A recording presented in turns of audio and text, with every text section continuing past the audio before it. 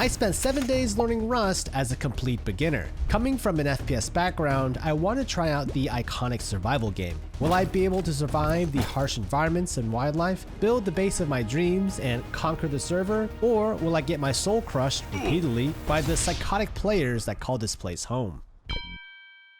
For this challenge, I wanted a force wipe day, high pop, pure vanilla Rust experience. So I found the biggest NA server I could find, which sadly had a queue. 90 players were between me and the chaotic wipe day experience, but to my relief, I realized I could bribe my way in with a queue skip. It worked! There was a lengthy tutorial where I learned how to chop trees, build a base, light fires. Oh, I'm on fire! As well as a bunch of other things that I wouldn't retain anyways. After taking a lovely nap, it was finally time. My first beach spawn. I'm awake. Hello? How's it going, man? Dude, I made a friend already! Boom! Really? Is he nice? He seems nice. He teabagged. You may be wondering who that voice was. That's my best friend Boom, a fellow Rust noob who, for better or for worse, I somehow convinced to endure the next 7 days of pain with me. Boom and I agreed to take on this challenge with minimal guidance, flying mostly blind unless we hit a wall and had to consult the internet elders. So, with 0 hours in the game between us, we soon realized our first hurdle. Rust didn't allow for teams to spawn in together, so we had to figure out a way to manually meet up. The problem? We had no idea where the other one was. Where are you? F21. F21 is in the middle, like way deep. Yeah, where are you? Dude, how about we meet at water treatment? That's like a good spot. I don't know what I'm doing. After aimlessly wandering the coast for a bit, I started hitting a few trees because I remember doing it in the tutorial and it seemed like crafting an axe would be a good start. All seemed to be going smoothly until... Dude, I'm gonna die to bees. I'm dying to bees. Hey, Candy! What? Hey! What? I mean... Hey, Boom. Oh, I died.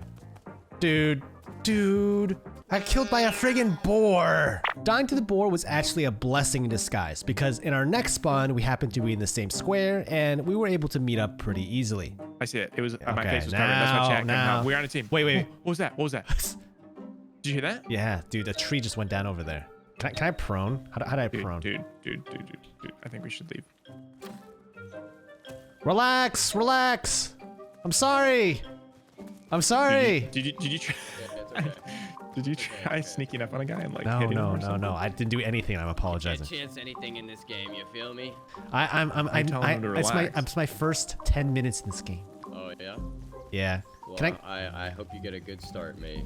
As nice as it was to be spared by this player, we had anything but a good start. The first rule of Rust that I learned was to put down sleeping bags.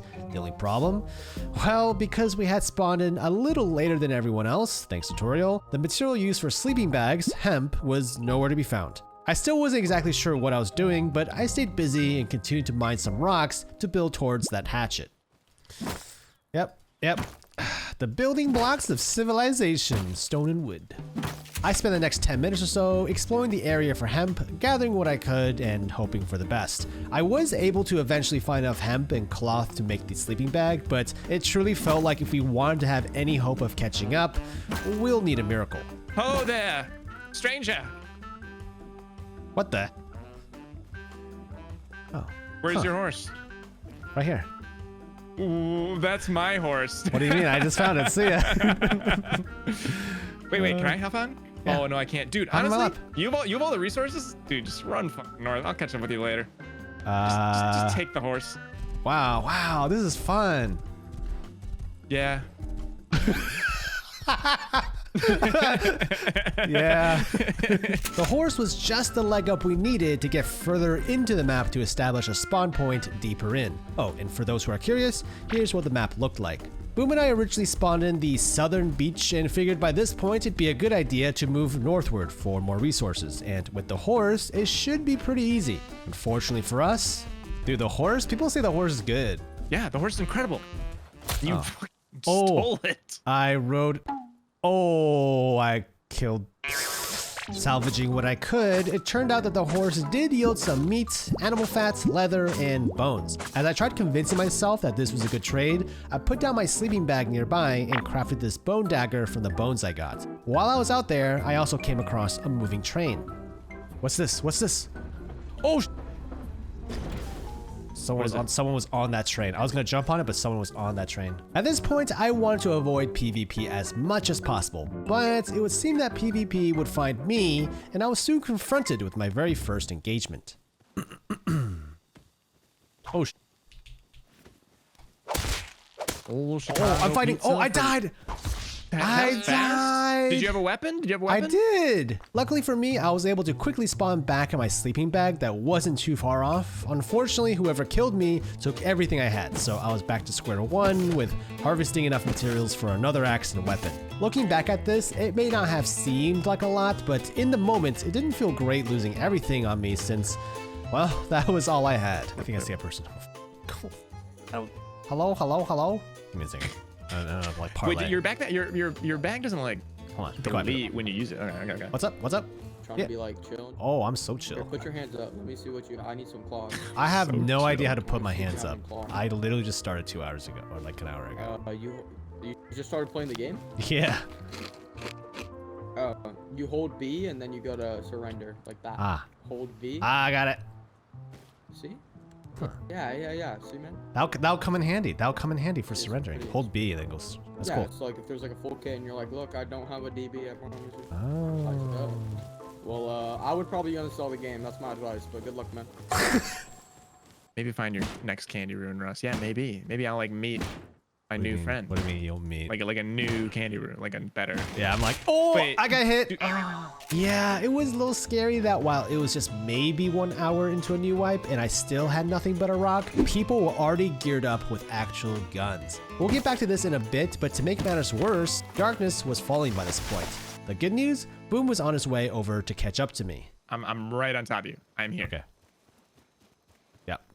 Yep, that's you. Okay, great. Oh, thank God, Boom. Whew. Aren't you a sight for sore eyes, my friend? Turn that off. Wait.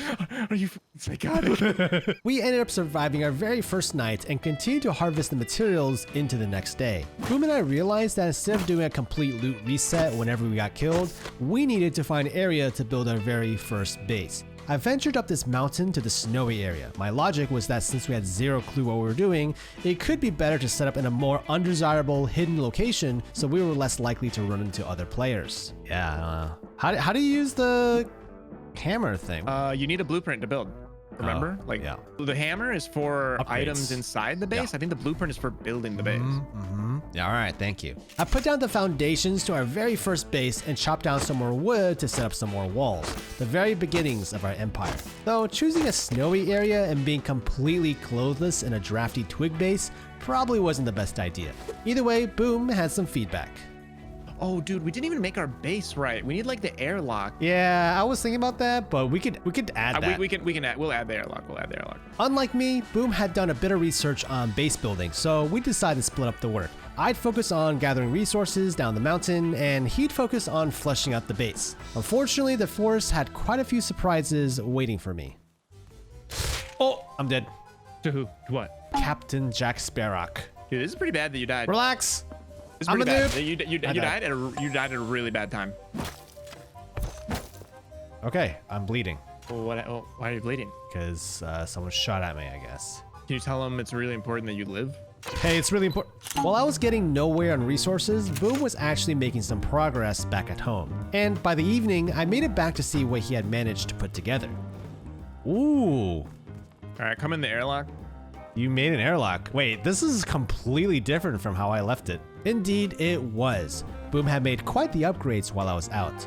The base was made almost entirely out of stone, had a functioning airlock, a tool cupboard, our 2 sleeping bags, and even a nice, cozy, warm fireplace. It wasn't exactly a palace, but for beginners like us, it was nice to finally have a home after all this time. Soon, it was morning again, and with a home base, it made us confident to venture further out to gather more resources. However, misfortune would soon strike again.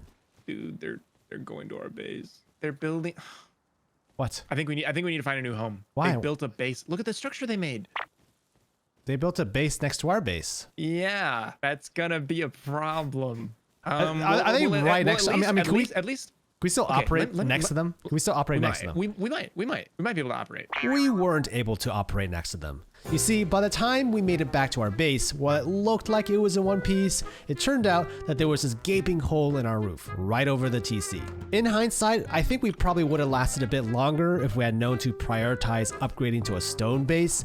Lessons in Rust are never easy, but I would say this one was probably the easiest compared to what was to come. Dude, their base? Wow. Can somebody explain this to me? All right, I grabbed whatever I could scrape off of our base. I will give you 1 free.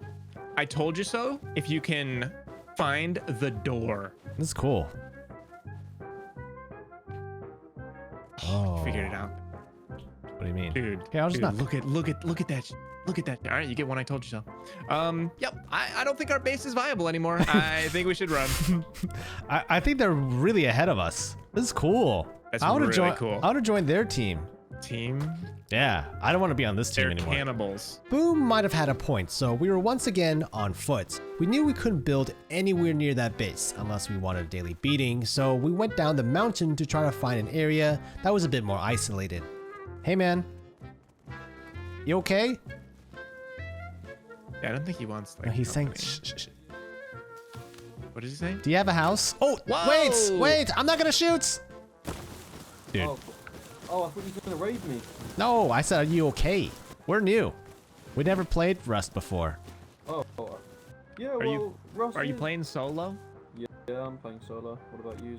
Nah, we're duoing. We're buddies. We're a duo. There's like a clan on top of that. Oh, Jesus Christ! Oh!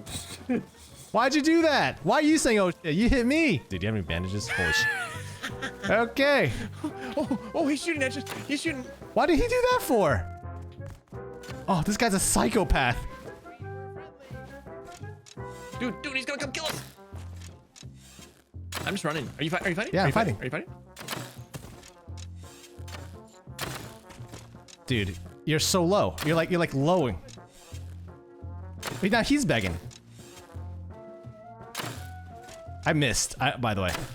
All right, we're lower. Let's Apex rules, you know, FPS. Ooh, that one was close. That one was close. Let's go higher. Let's go higher. Let's. Dude, he's saying friendly, but he's shooting at us. What a crazy person. I'm out of here, bro. The ensuing couple of hours were quite eye-opening. Boom and I were back to square one, getting destroyed by players and wildlife alike. Turns out in Rust, everything is against you. There's a bear.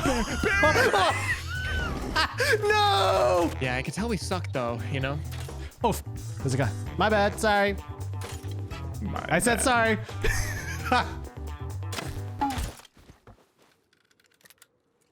Don't do it. Don't do it. Don't do it. Keep your keys, bro. Oh, don't worry. My base is destroyed. Well, I'm not gonna kill Dude, you. mute yourself when thanks, you man. beg. Too nice. Thanks, man. I'll see you. Dude, I don't want to hear you like that. As brutal as this experience has been so far, I realized I was pretty good at talking my way out of bad situations. Anyways, we eventually traveled to the most northern part of the map. I had to take a dinner break, so I set down a sleeping bag, but when I came back later that night, the area where I camped out at looked different. Whoa. I spawned in and I'm next to a wall barbed wire. You didn't build this, did you? Yeah. No. Hello? My sleeping bag is just like right here. Okay, yeah, that was not there when I went to sleep. Yeah, do you see how long this goes? It goes double the other way. Do you see this? See how I'm walking?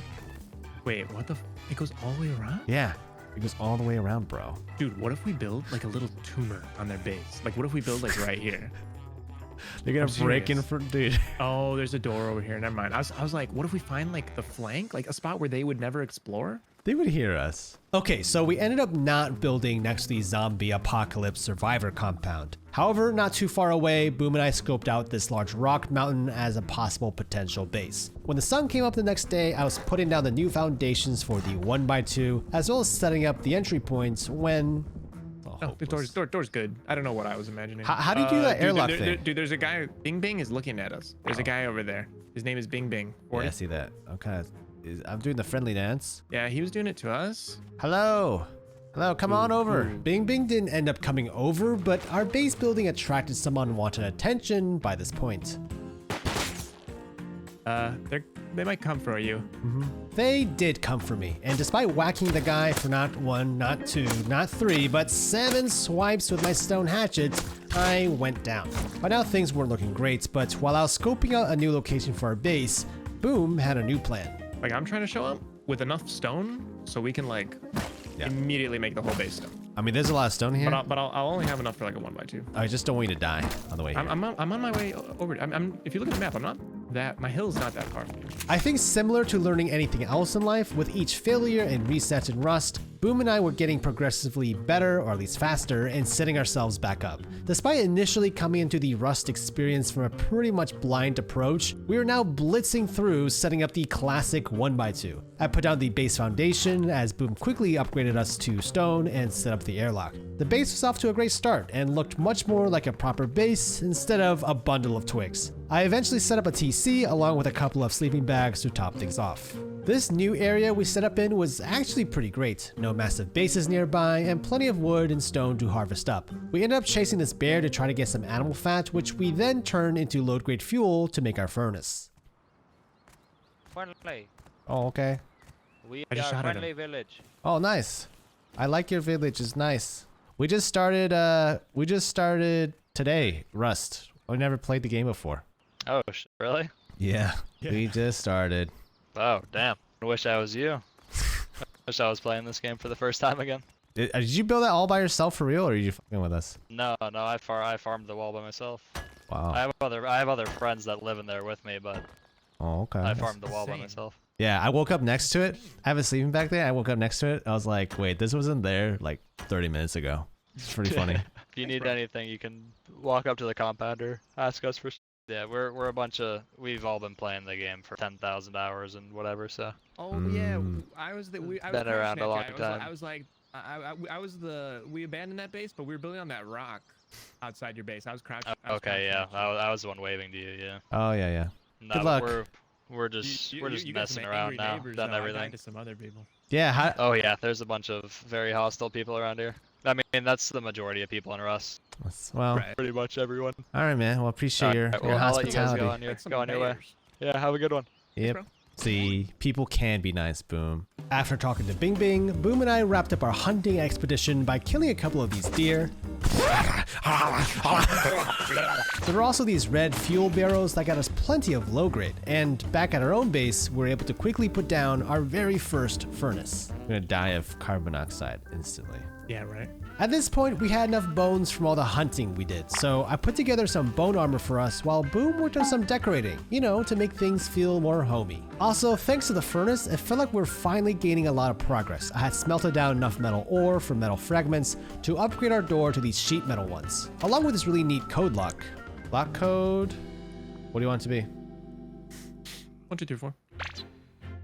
When I logged on the next day, I saw that our server still had a bustling 340 players in it. It would be challenging surviving in a busy server, but luckily, Boom had made some significant progress. Hey, why are you pointing that? What is that?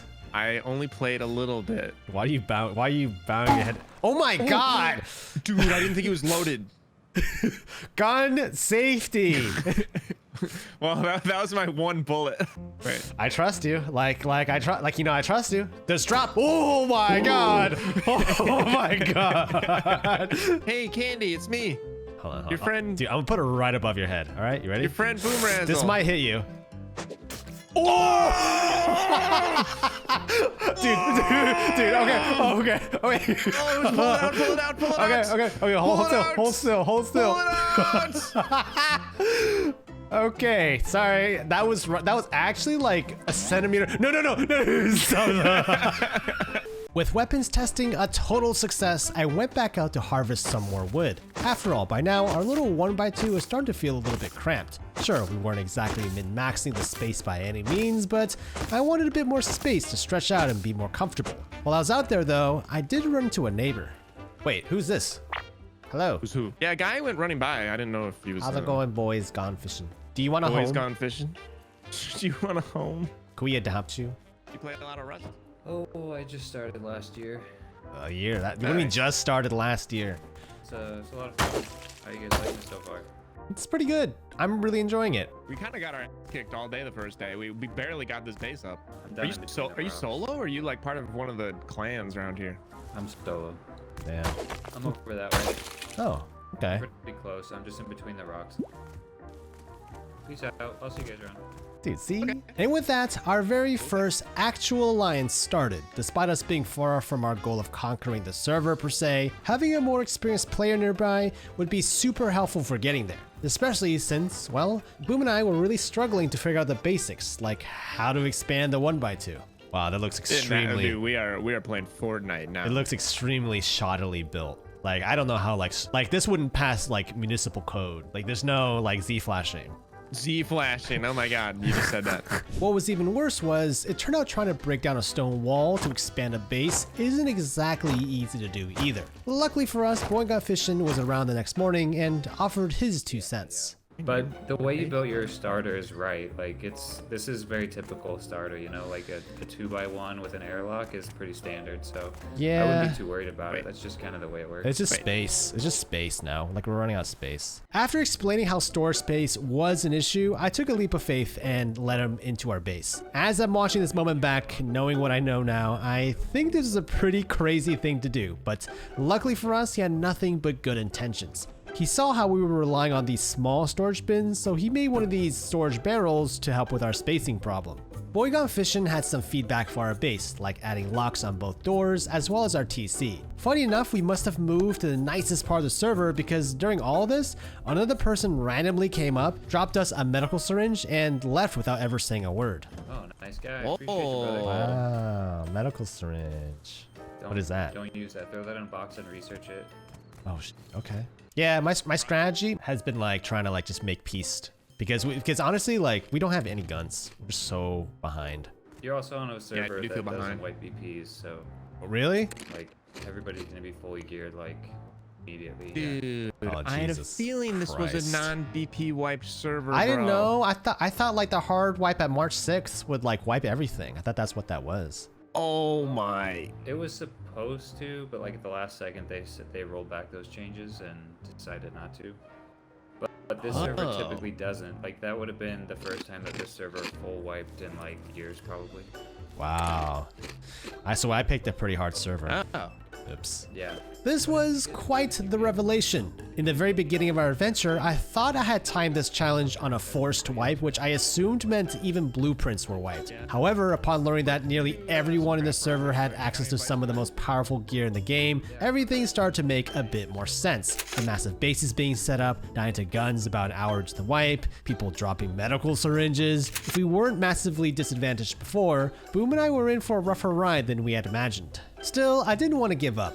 It turned out that to make a workbench, a critical piece in making higher tech equipment, we needed something called scrap, Rust's universal, sacred currency. From this point on, it completely dictated our lives. It wasn't just a resource, it was a way of life. The easiest place to find scrap, Boy Got Fishin' led us to some roads. Oh, cleaver. Oh my god. What the hell is this?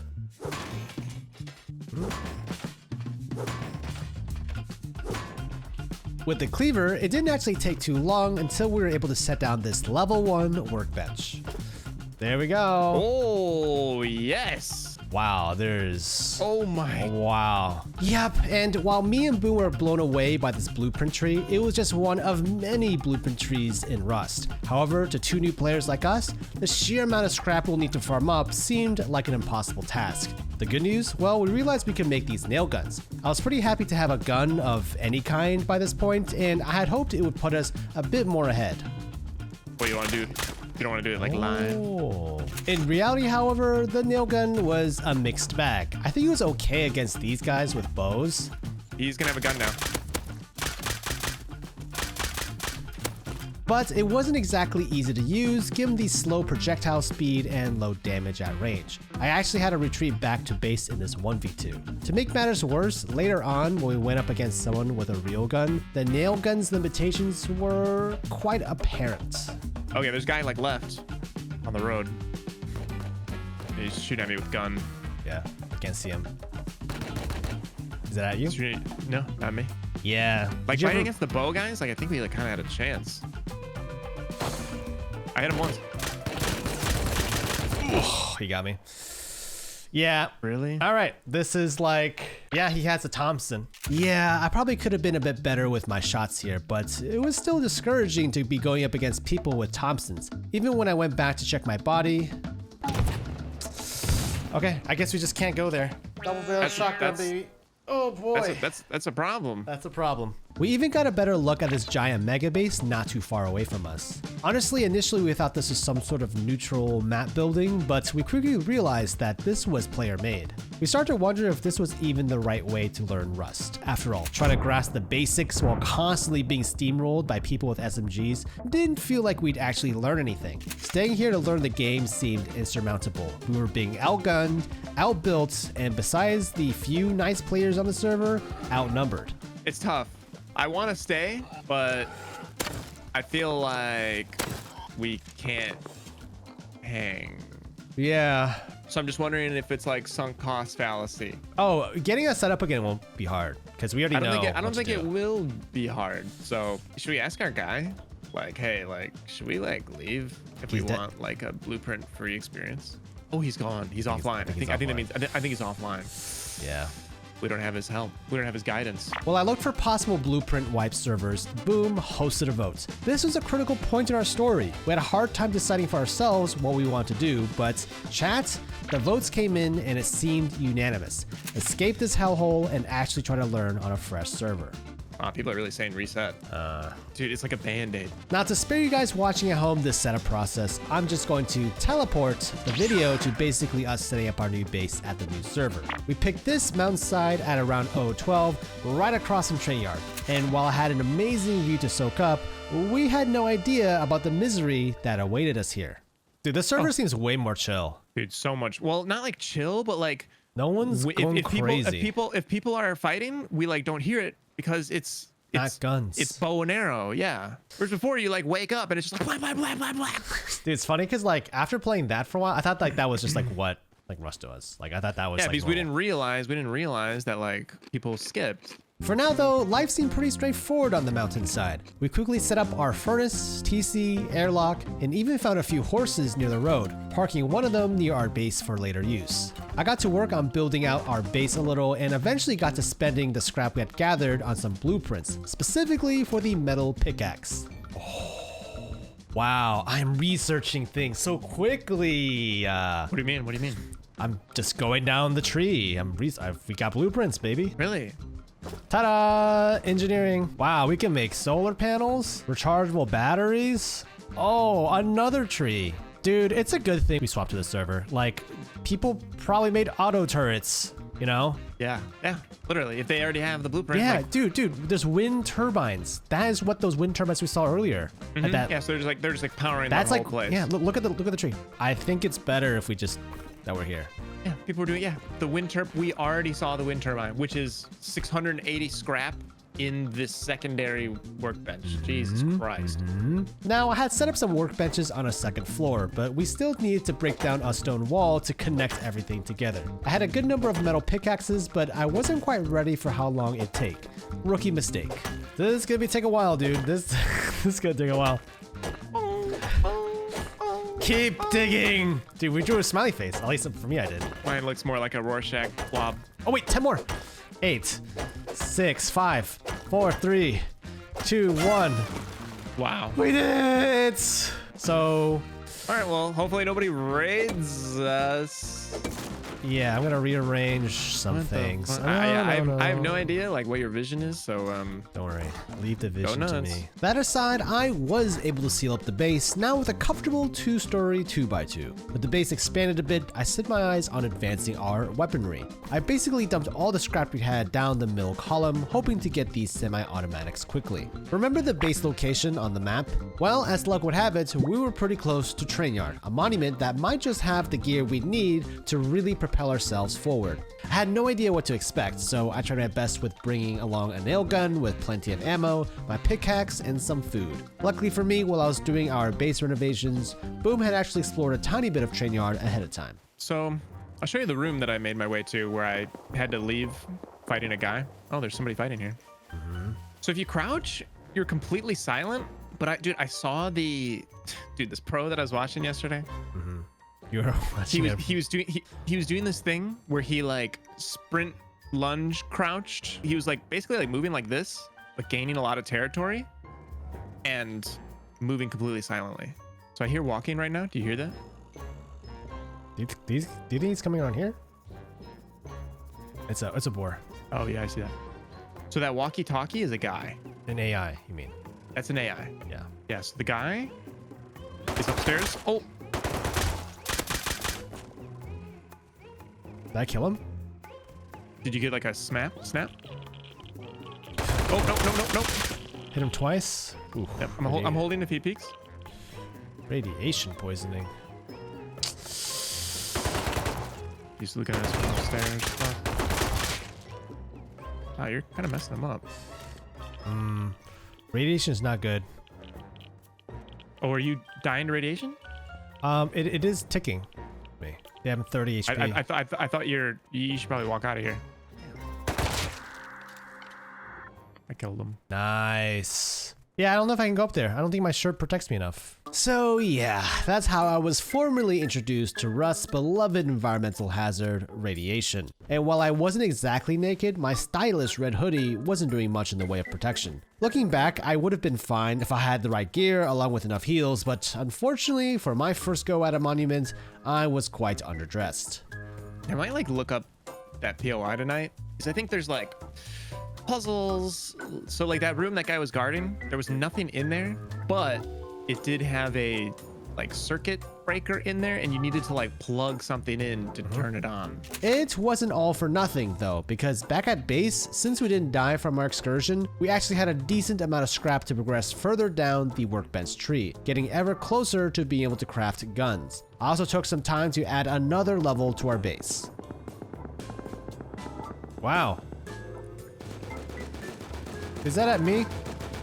Is it? No, that's... Oh!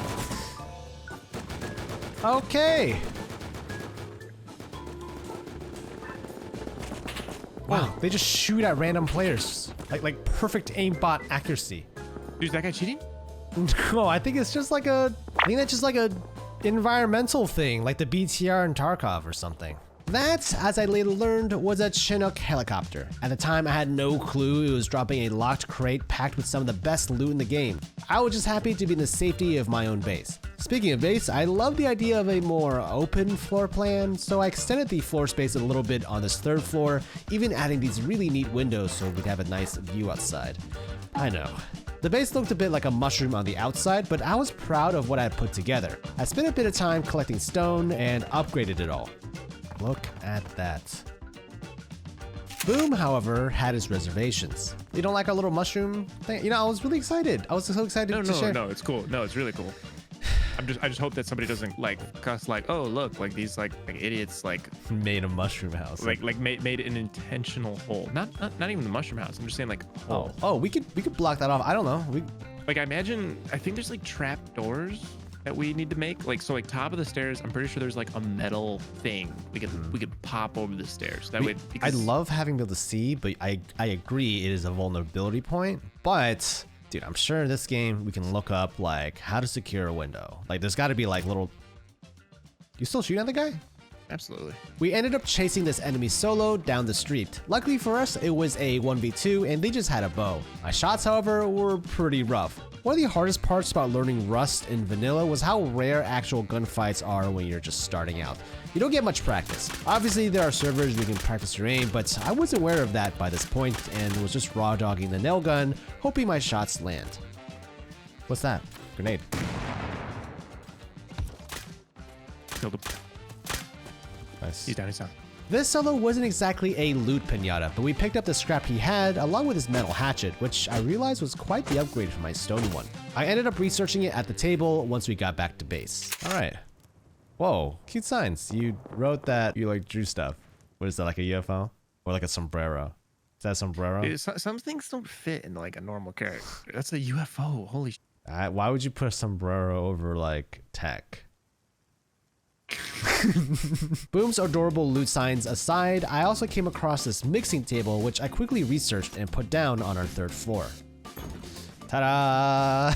Looking inside of it, another aspect of Rust unfolded to me. Teas. The options were a little overwhelming, but I could appreciate how much there really is to this game. However, our time setting up and collecting resources was cut short when... Uh-oh. I didn't see that guy. I died. Should probably run. Oh, it's very accurate. Oh, there's two. There's two shooting at you. I'm dead. Semi-automatic pistol. Okay, that's what I want. However, when I woke up in our base, the gunfire was still going on. This time it sounded much closer and there was more of it. A third party had arrived and a fierce battle had begun. There's a duo at our house, bro. Wait, are they playing our ceiling? Hey, are you guys on our ceiling? Hey, hey. Those guys hey, killed don't us. Mind us. There's people down here trying to raid you. Yeah. Okay, let's come up, dude. Give him hell, boys. Give him hell. We're so out of our depths. You got it. I can't tell who's on our side or not. All right, was that you guys shooting or the bad guys shooting? No, that's us. That's us. All right, where'd they go? Cool. All dead. All dead. Oh, Hey, you guys are awesome. do you mind if we come out? We saved you, bro. Appreciate Thank you you. guys. Type in chat if you need help. All right. Just type in chat if you need help. What's your name? What's your name? We got you, bro. I'm Candy Roo, and this is Boom Razzle. Hey. All right, we got you. Anytime you Nice guys to need meet you help, guys. we'll be your guardian saviors. Wow, thank you guys. Honestly, looking back at the footage, I'm still not 100% sure what happened. For one, the people in the beginning on our roof sounded a lot like the guys from the Neebs Gaming channel, but then they sounded completely different by the end. Either way, whoever came out victorious stayed true to their word and didn't kill us when we came out to loot the aftermath. Wow, they saved us. Yeah, I wonder who they were. Did you get their name? No? Dude, that was crazy. That was crazy. Dude, those guys are our heroes. Yeah.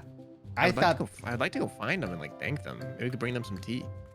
Yeah, I don't think they give a shit. But yeah. I was thinking about here's like 1,000 wood. The most finest of wood I could provide. And my faithful companion, you know, he was good, but he serves you now. And you're just something like... Yeah, I'm in like a belly dancer. Yeah, exactly. Yeah. Anything you want. He'll do anything you want. First of all, how did they even get on our roof? Dude, I don't know. I think they must have jumped here, but... my bad. Yeah. But I don't know how they did that. Here, try. However, our celebrations were short-lived. Day 1 had come to an end, but when we signed on for day 2, we realized something was very, very wrong. Okay. You in? Oh. Uh-oh. What? I don't have any sleeping bags anywhere. I have one. I had one out in the field near our base, and it got destroyed apparently. I had a sleeping bag nearby, so I began the walk of shame back to whatever rubble was left of our base. But to my surprise, it was still mostly intact. The reason for our downfall though, that part was starting to become immediately obvious. Huh, they added stuff to our building. Wait, how do they? I thought the rule was you couldn't build anywhere near our tool cupboard. This is ours, right? Also, there is now a brick wall over our door. Here, let me see if I can at least... Okay, so you were right. I think the windows did f us. And they put a really big, scary-looking door in the middle of our staircase. I thought they couldn't construct anything near our base. I thought that was like the rule. Man. I thought, dude, don't be mad. I didn't know. I thought... Dude, it had to have been the windows. I think Oh my god. It's so much worse than I could have expected. Dude, oh my... So much work. So much work. I said don't be mad. I wish I didn't come. I wish we just left. Dude, look at Oh this. my god. Look at this. Oh look my god. Wait, where you going? Boom. Wait, where you going? Don't leave. Don't leave me. Wait. Yeah. Wait. Yeah. Wait. Come on. Oh, don't be like that.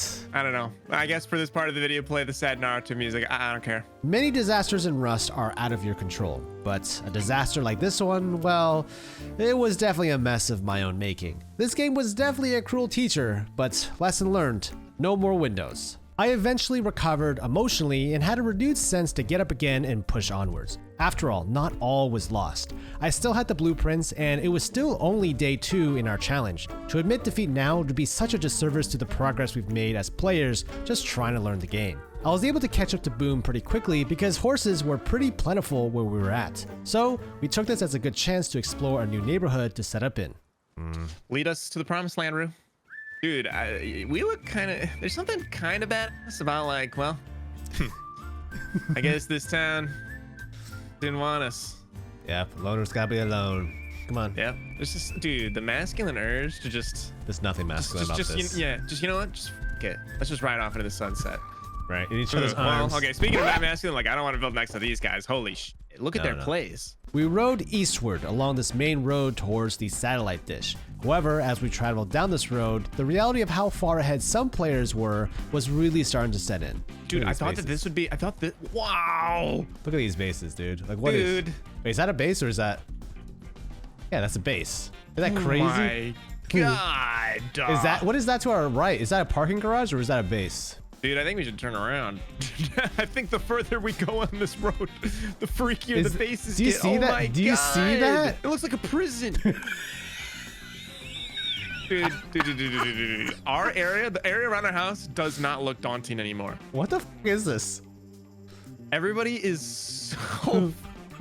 Okay, to be fair, looking back, yes, that was actually launch site. However, the point still stands. This area had way more bases than our last spot, and they were massive. After getting sprayed down by some of the residents here, no shoot! Boom had a suggestion. How about we build decently close to where our old base was? And how about we like make it a goal to like try to retake our old base, like eventually. So here? Maybe not here, but maybe like, I don't know, over there somewhere. So far, our Rust experience was a grueling one, but Boom and I had been best friends for years, and I didn't think there was much we couldn't handle together. We eventually picked this area along that same snowy mountain, but on the opposite side away from the old mushroom base. It seemed a bit out of the way, close to a road, plenty of horses around, still close-ish to train yard, and more importantly, near the original base. However, little did we know, this mountainside would be the place for quite a dramatic unfolding of events for the rest of the week. For now though, base construction continued well into that night. I was determined to get us back up and running ASAP. You know, how many times you get knocked down? Like, you know, how many times you can It's like how many times? I think how many times you get knocked down will definitely have an effect on me. Nope, not me. Doesn't matter. By morning, we had made some significant headway with setting up our base. It was similar in design to the old mushroom base we had, but with one incredible upgrade: no windows. You know, we probably should have looked up how to make a proper base. I mean, some things I look up, but other things I like, we just feel out. If we get raided one more time, I'm looking up how to do a proper base. How's that? Sure, yeah. If we wake up, dude, I'm gonna cry. Yeah, but we got if this. It's all just gone again, like. Yeah. If we wake up and it's like all gone, I will look up the most meta build. Yeah, like this. Yeah, exactly. Yeah, or at least like the shape. The Fort Knox build. Right. This is the best shape you can do.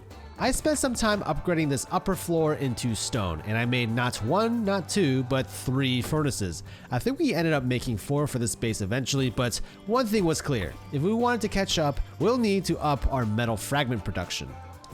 Yep, 3 furnaces. You really went up here. Okay, so this, I meant to do a double door here, but I sealed it and I couldn't disassemble it. But the idea is this would be a point where we can come out. There's a platform on the other side where we can like look down. And okay. So how I imagine it, we're gonna put up a ton of these double doors at each floor. Like right here's one. Oh yeah. One here's one. One here's one. This is gonna be really secure. We should also put a lock on this. Yeah, I could do it. Yeah, I could do the metal. You could probably do it now. Yeah, real quick. Now, we actually had quite a bit of scrap from the runs Boom was doing just by harvesting barrels along the road nearby. I was able to unlock the double barrel, and as an I'm sorry for the window fiasco, I made Boom the first one. It was time to go on the offensive. We're feeling a bit more confident now, and we're going to look for some PvP. Pretty nice base. Okay. Yeah, pretty nice. Pretty good. Pretty nice. You know, if it goes down one more time, I'll be like, all right, well, going back to Apex. Yeah, you have a good one. Yeah, that's how it'll be. I'll be like so distraught. So where'd you want to go? Dude, we keep going down the road. Oh, no, this guy's walking up to me. Shotgun? Do you have shotgun? Yeah, I do. I got it out. Cover right. Yeah, he's at the big tree. Hit once. Just like I think I'm gonna rush him. yeah, do it.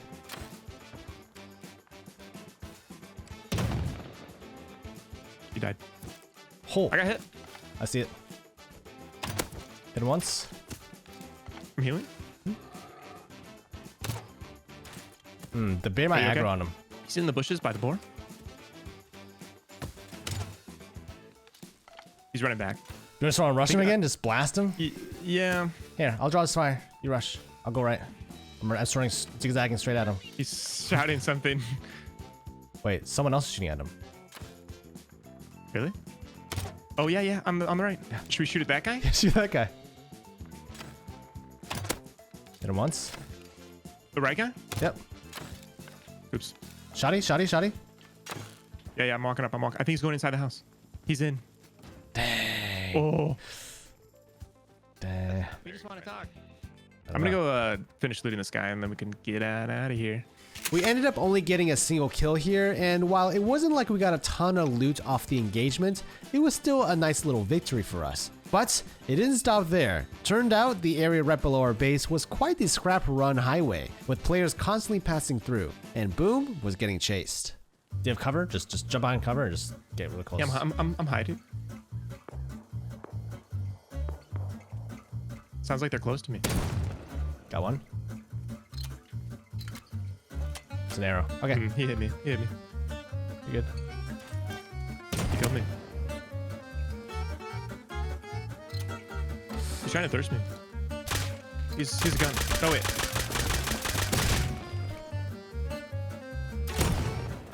Jesus, man. Did he hit you? I see him running.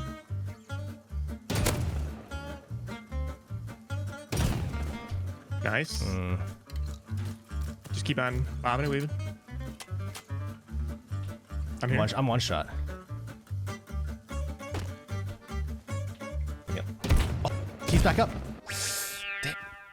Ah, yes. This is when I learned about the self-revive mechanic. I think it's because this is one of the first times I've actually been decently successful at PvP. So it was only just now that I was painfully reminded to always finish my kills. Still, even though we lost that fight, it didn't feel hopeless. We were starting to lose fights that were actually winnable, which, for what we've been through, that counts as progress. Anyways, later that day, I eventually stumbled upon this decayed base, where I nabbed up some of their cool looking crates, barrels, and even this heater that I had no idea what to do with. And I think the people that we found who were really nice, I think there were 1 or 2 standard deviations of like, oh, like this is like the nice Rust player. Like, we'll help you Hello. out sometimes. How are you?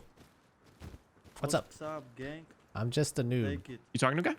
Oh, wow. Thank you. Are you sure? The story begins. Oh, wow. There's a lot of you. Can you sing this song? Can you sing I just- this song, man? I just started yesterday, guys. You were so young. Sing. Are you Bernie? Sing I some was just song. waiting for you Sing some songs? to turn into a little Are you X. Bernie? What? What do you say? Help me. So sing some song, Take please, to us. it them. Happy birthday to you. Happy birthday to Can I provide you. one? Happy birthday to you guys. Wow. Some people got some Dude, cool dude, backpacks. Dude, What's up? a group of Russians just ran up to me. It was like, here, take this. And like they dropped a Thompson, 3 medical syringes, a couple of crates of ammo. Wow. Just follow them and like No. honestly just like work with them now. I'm kind of scared. All right, well come research the Thompson actually. That'd be great. Yeah, that'd be kind of nice. I got some pretty sick stuff. Man, look at this. What the heck is this? That's sweet. Dude, Thompson is really good. Like I think it's like Yeah, this has like very solid. This has a laser sight on it. Early mid game. Sadly, we weren't able to research the Thompson just yet. When I tried putting it on the research table, my face cam was covering here, but I needed workbench level 2, which would require another 500 scrap. So back out there I went. Our base was actually set up in a great location. Those power line areas had a few barrels at each stop, and I eventually figured out that I could zipline across each one. Heading a bit more east, I stumbled across the barn, a safe zone where you could buy and sell horses. Oh, this is a safe zone. Oh, whoa, hello. Oh, what safe zone are you at? I don't know. Oh, you're at large barn. Hi. Oh, okay. Yeah. Well, dude, that's an AI. Oh. Are you sure? Holy He waved at me. Oh, it says talk. Oh, stable hand. Waving at me. I think he's flirting. I think he likes me. Okay, you got me. He's an AI. Is the Thompson white? Yep. Wow, it looks really nice. Yeah. What do you think? Don't take it out. Well, like, don't leave. Honestly, it'll help me with self-defense. Honestly, dude, a priority I think we should do today is just get workbench level 2, research Thompson. So even if you get rated, at least we like have that Thompson somewhere in our brain. Yeah. So 500 scrap. 500 scrap. We're not spending scrap on anything else. I think just 500 scrap. So you're gonna like help get this scrap. I have 33 scrap so far. So yeah. Wow. What I want to do is, dude, I want to go into this missile silo. Comes. Holy Hello. How's it going? Don't shoot! I don't even have a gun. All right. Why are you getting close to me then? I'm just hanging out. I'm just talking. Okay, relax, dude. All right, I have a friend. We're both. Relax, sir. Oh, Jesus Christ! Come on, get out of here. You shoot you? Yeah. You shot at me. Dude, he thought me saying I have a friend was like a threat, but I was trying to tell him like, hey, don't be surprised, like he's coming. When you said that, I was like, ooh. Is that you shooting? Who's shooting? That's not me. Is it you? Is it at you? No, it's not at me. Clearly, many Rust players had some trust issues. I didn't know why then, but believe me, I'll come to understand soon enough. Anyways, Boom had a possible solution to our scrap problem. A small monument called Radtown. Located a little west from our base, this location was home to the Recycler, a machine that would be able to convert a lot of the random junk we found into the scrap we needed. Learning from my experience at Trainyard, I made sure to pack on some clothing, up to about 16% radiation protection, which was about the best I could put together anyways. So after leaving our base and running over to the power line towers, we zipped westward towards Radtown. Whoa, what's that? Drones. Wow, they have drones. Wow, really? Yeah. Looks kind of clear. I think we, dude, I think you should keep. Lower profile? Yeah. Lower profile? Yes. Where is it? Where is it? In here? I don't know. As we searched for the Recycler, the rundown buildings and cluttered interiors gave me serious Tarkov flashbacks, a game I dabbled in about a year ago. Boom and I want to go into Rust with fresh eyes, doing only the bare minimum research. The goal was to figure things out as we went, to stumble, struggle, and learn the hard way. And while the rooms felt vaguely familiar, we had no idea just how unprepared we really were. Must be here then. Well, but why am I getting radiation? I have rad protection. Is that you? It's a separate. Your footsteps in there? Yeah. That sounds like animal footsteps, though. My radiation's climbing too. I'm backing off. Yeah, what happened? Oh, it's in there? So what, we just need to like run in there and risk it? I thought our radiation was good enough. Oh, here it is. Right here, right here. Open, open. Yeah. All right, well, I gotta do it. Do you have anything to put in? No, it's all you, buddy. All right, we'll cover the door. I'm dying. Do we need to leave? Doesn't insta-kill, just tank it? Dude, I'm dying. This isn't good. Dude, we shouldn't both be in here. Like only one. Okay, fine. Leave. I'm leaving. 24 scrap. I'm just grabbing that. It's coming out. You know what? We'll just leave it. Leave it in there. Oh, jeez. Wow, it really hurts. Wow, that radiation poisoning really hurts, bro. Yeah, we should have done it like one at a time. I think it might kill me.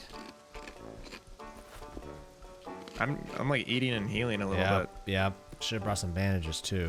While my 15% protection seems sufficient for most of Rattown, it clearly wasn't enough for the recycler room. Needless to say, I didn't survive the whopping 113 radiation coursing through my character's body.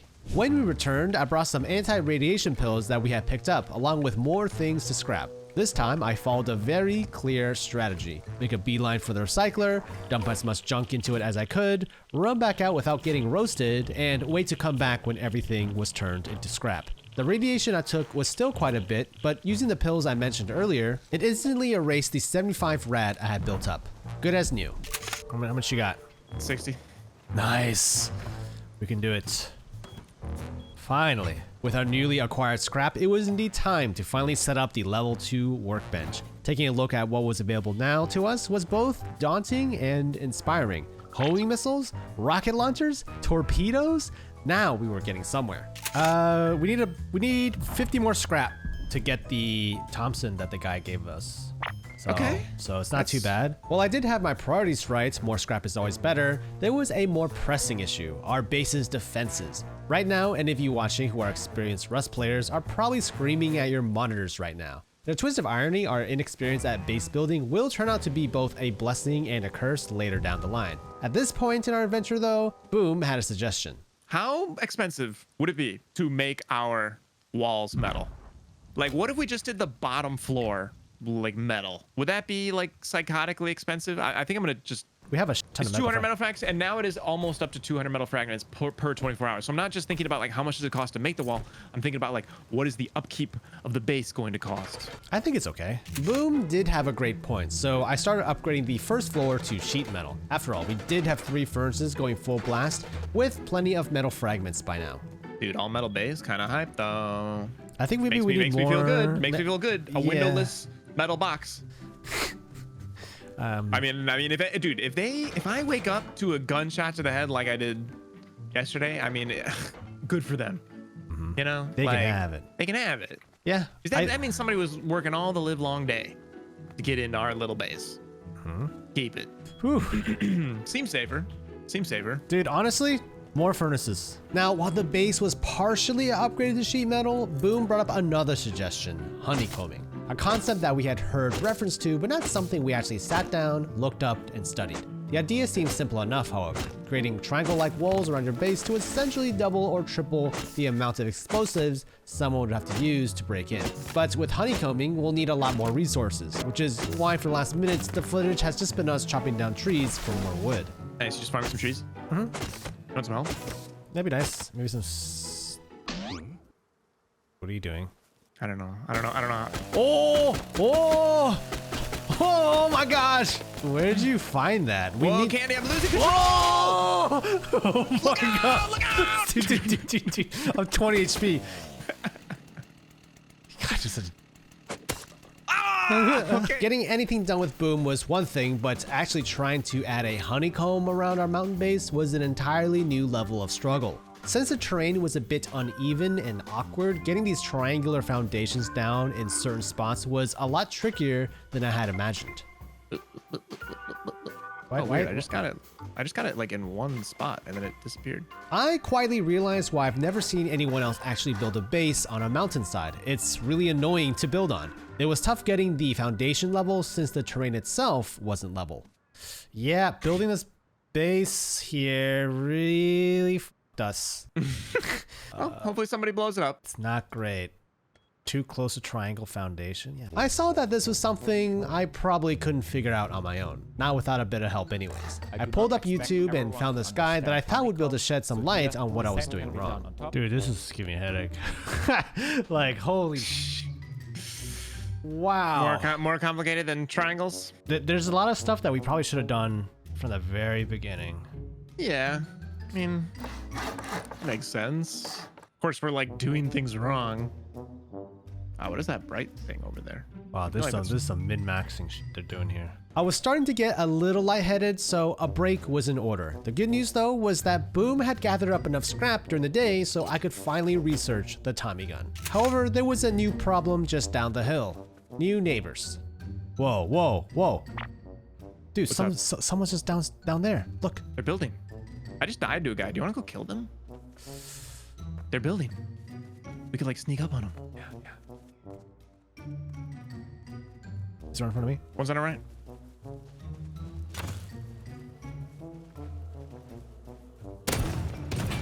Oh no, he's shooting an arrow at us. Oh yeah. There's a guy at the house. What do you want Should to we do? go for the house guy? Dude, he hit me in the head. I died. Oh. What a shot with a crossbow. Uh-oh. Oh no. Yep, it's happening. Okay, I think we bit off more than we chewed. Okay. I'm sorry, guys. I'm sorry. They chasing you? I hit him, but he hit me back. Dang. Oh, I think these guys are good, Boom. Boom and I were in full panic mode. We quickly set down more walls for honeycombing, but honestly, looking at this now, it would have been useless anyways if a clan really wanted to raid us. After all, honeycomb is only as strong as its weakest point, and while the bottom floor was somewhat complete, there were plenty of gaps, not even mentioning the lack of honeycombing for the second and third floors. I think it's just a duo. I really don't. You know what? We're gonna be coming in contact with them all the time.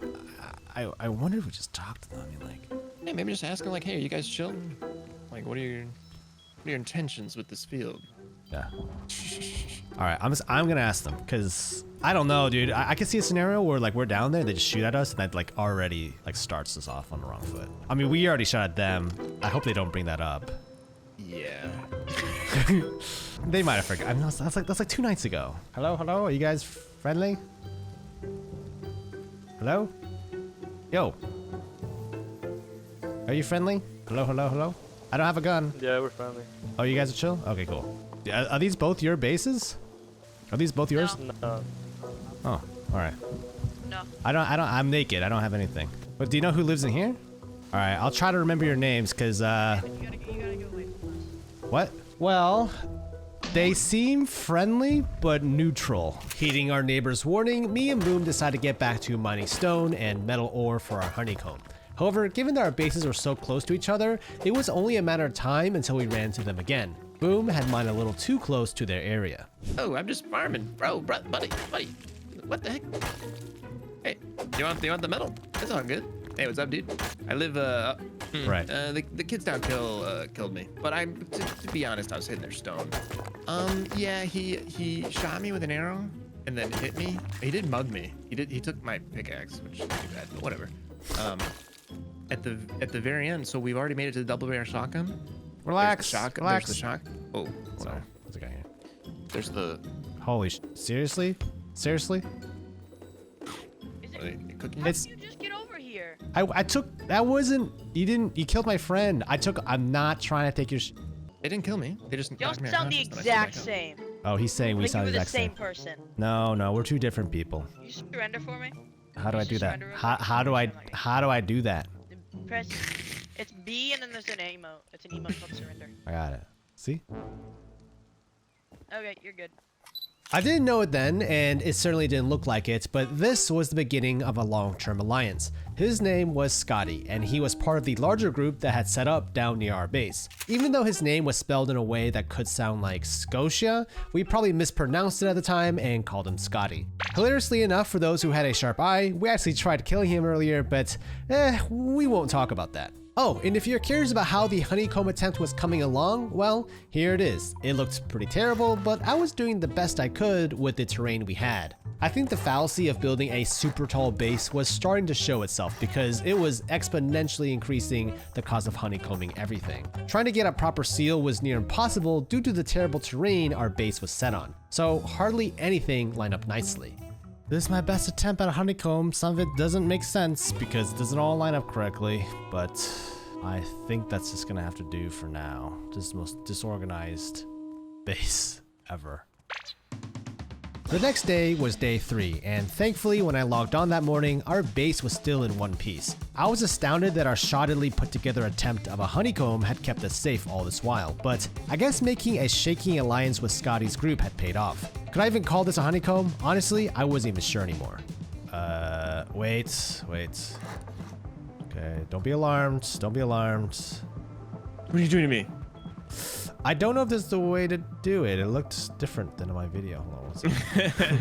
Hold on. Hold on. I got it. Okay, and then and then, boy. and then demolished, and then Yeah, then you now... demolish, and then. But this doesn't seem right. It this does not seem right. But yeah, now you can like stack up all those chests on 2 floors. I think this is fine. Come on. I don't want to like overcrowd it because I still don't know what I'm doing, but that's... Dude, we need some indoor honeycombing. Like maybe just like, I think we need something for the stairs. Like maybe like another airlock. TC? I don't know. This is starting to make me nervous. Boom was right. We've been busy with our defenses on the outside, but the inside of our base was essentially free for the taking. I spent some time creating some walls around our TC, adding an extra few storage chests, and sealed the whole thing off with a sheet metal door and code lock. All right. I mean, it is very obvious where our most valuable thing is, but I think it's gonna have to be all right. Next on the agenda, a quick stop by our neighbor's base to make sure we were all still on good terms. At this point, I figured solidifying an alliance with a stronger team was a no-brainer. Oh wait, I think I see one. Yo, good morning. How's it going? Good morning. Crazy night. Yo, you guys from yesterday? Yeah, dude. Good morning. I just started playing like 3 days ago. Me and my buddy. We usually play Apex Legends, but we wanted to check out Rust. We live up there in that really shitty looking tower. We're just trying to make it work. It's 20. The one right there with the sheet metal? Yeah, we're trying to figure it out. Yeah, nice. Yeah. If you have a bow, you can add me on your team, and I'm about to go run Milton if you want to go run it with me. The monument, like, over, like, 150-ish. You sure he's not gonna kidnap us? Like, I've got He's not. military Drop it off at base. 150. It has a bunch of scientists you can kill, and you get, like, green cards and stuff, and then the loot at the end's pretty good. Oh, do you mind doing it with us? I should probably, I don't even have any weapons on me. I probably should go craft. Should I go craft a bow? What kind of, like, a crossbow? Yeah, you're gonna need to get stuff. You need to get 30 rad protection too. So 30. Like a really full set of prim gear, or like a hazy. I think I only have 1 hazmat. I'll grab you a hazmat. Oh, thanks, dude. Just get yourself a crossbow or something. Crossbow. Grab a bunch of, or grab like a bow knife and some. What is he talking about? To me, this was amazing news. I had no idea what awaited for us at the military tunnels, but he seemed pretty willing to coach us through it. He had a few recommendations of what we needed for this mission, provided us with a couple of hazmat suits, and even went the extra mile of putting a nucleus into our beehive. Yeah, okay, look, so the beehive, great. You see that thing I put in there? It's the nucleus, and so that's what actually this guy's really nice. produce honey. After gearing up, we followed Scotty towards our next big step, the military tunnels. It wasn't a long trek from our area, but it was definitely a leap into the unknown. I had no idea what to expect, but we fully trusted Scotty wouldn't lead us astray. Down the ladder, we're gonna go in. There's gonna be scientists all over, so we're gonna run straight to the left, and I'm gonna pump the first scientist. All right, take out your weapon. He says there's gonna be scientists. My combo. Is that? Oh, that was in front of us. Okay. Yep. Hit one. Wow. Or I hit one. There we go. Clearing out this section of the military tunnels was a slow process. Given we only had crossbows and weren't familiar with the layout, we had to slowly and carefully pick apart the scientists guarding this area one at a time. It also wasn't great that me and Boom were using high velocity arrows, which did less damage. Either way, there were more than a few points where I accidentally put myself into a dangerous crossfire. It would seem that the scientists down here are much more aggressive than the ones in the street above. So we really had to take it slowly to mitigate the amount of damage we took. Back up a little bit. Make sure to stay healthy. Yeah, I'm taking a lot more damage than I thought it would. Bow knife, you can chop their bodies, the ones we've already killed back farther for cloth. We need to make more bandages. Oh shoot, I forgot to make a bone knife. That's pretty smart. Yeah, This guy has a lot of cool little tips. We eventually made it to the area Scotty was leading us to. Boom and I were nearly completely out of heals, and it was a miracle that another team hadn't showed up behind us all this while. Dude, this guy's just covered. Come loot these crates. I got the item I wanted out of it. Here, take this too. Have that. Oh, seismic Get sensor? some of that, and some nades if you want them. Oh, nice. Thanks, dude. Nice. We have a shotgun. Yeah, there's a DB and a I don't know what I can't even think of what it's called. Extended mag. What loot did you pick? What loot, you said you found like loot that you wanted. What was it? It was just the it was an SKS and then just some high quality scrap. Ooh. Oh, sick. Is that what you have in your hand? That looks like an AK. Yeah, I left like most of the scrap for you. Yeah, it's no, it's an SKS. It's like a better SAR. Oh, okay. As I am editing this, two things. Number one, yes, we didn't realize it at the time, but Scotty getting an SKS from those crates was incredibly lucky, and honestly, we should have asked to blueprint it. But we were new, and given his blasé reaction, we assumed SKSs dropped all the time here. And number two, researching it a bit more, it turned out there was actually a lot more to the military tunnels that we didn't know about at the time. Either way, I think the amount Scotty showed us was plenty anyways, because Boom and I were completely spent in terms of heals. Do you have a level 2 workbench yet, so you can actually craft Tommies? Yep. We just don't have the materials for it. Nice. We just don't have the materials. If I give you guys some materials, you mind crafting me one? Sure, I don't mind. I'll give you extra materials so you can craft your own. Yep. Back at base, we crafted Scotty the Tommy he requested, and while he was waiting, he had a few comments about our base design. I just didn't know what was happening. Y'all look like you have exposed roofs up there. Dude. Is it like honeycomb? Yeah. It's honeycombed. We tried to honeycomb it as best we could. Yeah, it's a work in progress. It's a work in progress. Yeah, Candy's our lead engineer. This is a good. Oh, your lead engineer. Nice. Yeah. Good roll. Yeah. I actually lied. I'm the muscle of the team. I actually lied. I actually lied on my resume during the interview. So. Oh dang. Yeah. Okay. Yeah, exactly. So we're hoping that like it's so chaotic that like they will think it's demolished, like it's decaying. It's like an abandoned base. I'm not gonna lie. If I saw this, I would not rate it. Looks like there's about 47 doors in there and 3 items. It looks like y'all have 3 honeycombs in there and it's 47 doors. Nice. Nice. Pretty much how it is. Yeah. See ya. Yeah. All right. All right, later, bro. Later. Thank you. Dude, he just he was like, well. Sure, our base was a mess and easily raidable, but we quickly realized that its greatest weakness was also its greatest strength. The base looked so dilapidated and weird that it didn't even look like a desirable raid target to begin with. We had stockpiled a good chunk of scrap, so I used it to research the medical syringe and 5.56 ammo. My reasoning was simple: if we got raided, then it was better to spend it on blueprints than let someone else enjoy it. Okay, so I'll make us 4 fishing rods. Grab some worms. I'm not gonna grab your worm. What about maggots? Or grubs? Maggots are fine. Anything with level 3 or above bait level is good. As part of the new player Rust experience, I want to explore fishing. It was an aspect of the game that we hadn't touched yet, and from the few video tutorials I watched, it looked like it would be a great source of scrap. I crafted these fishing rods, and Boom and I set a course for the fishing village, which was on the eastern shore of the map. However, preparing for a trip like this wouldn't be easy. I got jumped by bears. Oh! Pedal. Jesus. Pedal. Dude, no. Dude, stay on the road. No. It's so hard to ride a bike not on the road. Dude. I was trying to go. Dude. Then I got distracted with trying to help Scotty fight off a helicopter. Dude, someone on a helicopter is attacking our friend's base. What? What did I do? That's friggin' wild. Are you gonna head out? Like, are we doing the fishing? Oh. Hold on. Sorry, I'm taking it. I'm helping him with the helicopter. Oh boy. Oh, I died. Oh, wow. What was that? Despite the rough start, I found the horse we parked by our base days ago, miraculously still alive. Even with the ride though, I was still on edge. I stuck to the back roads and avoided enemy bases, but it didn't stop people from shooting at me anyways.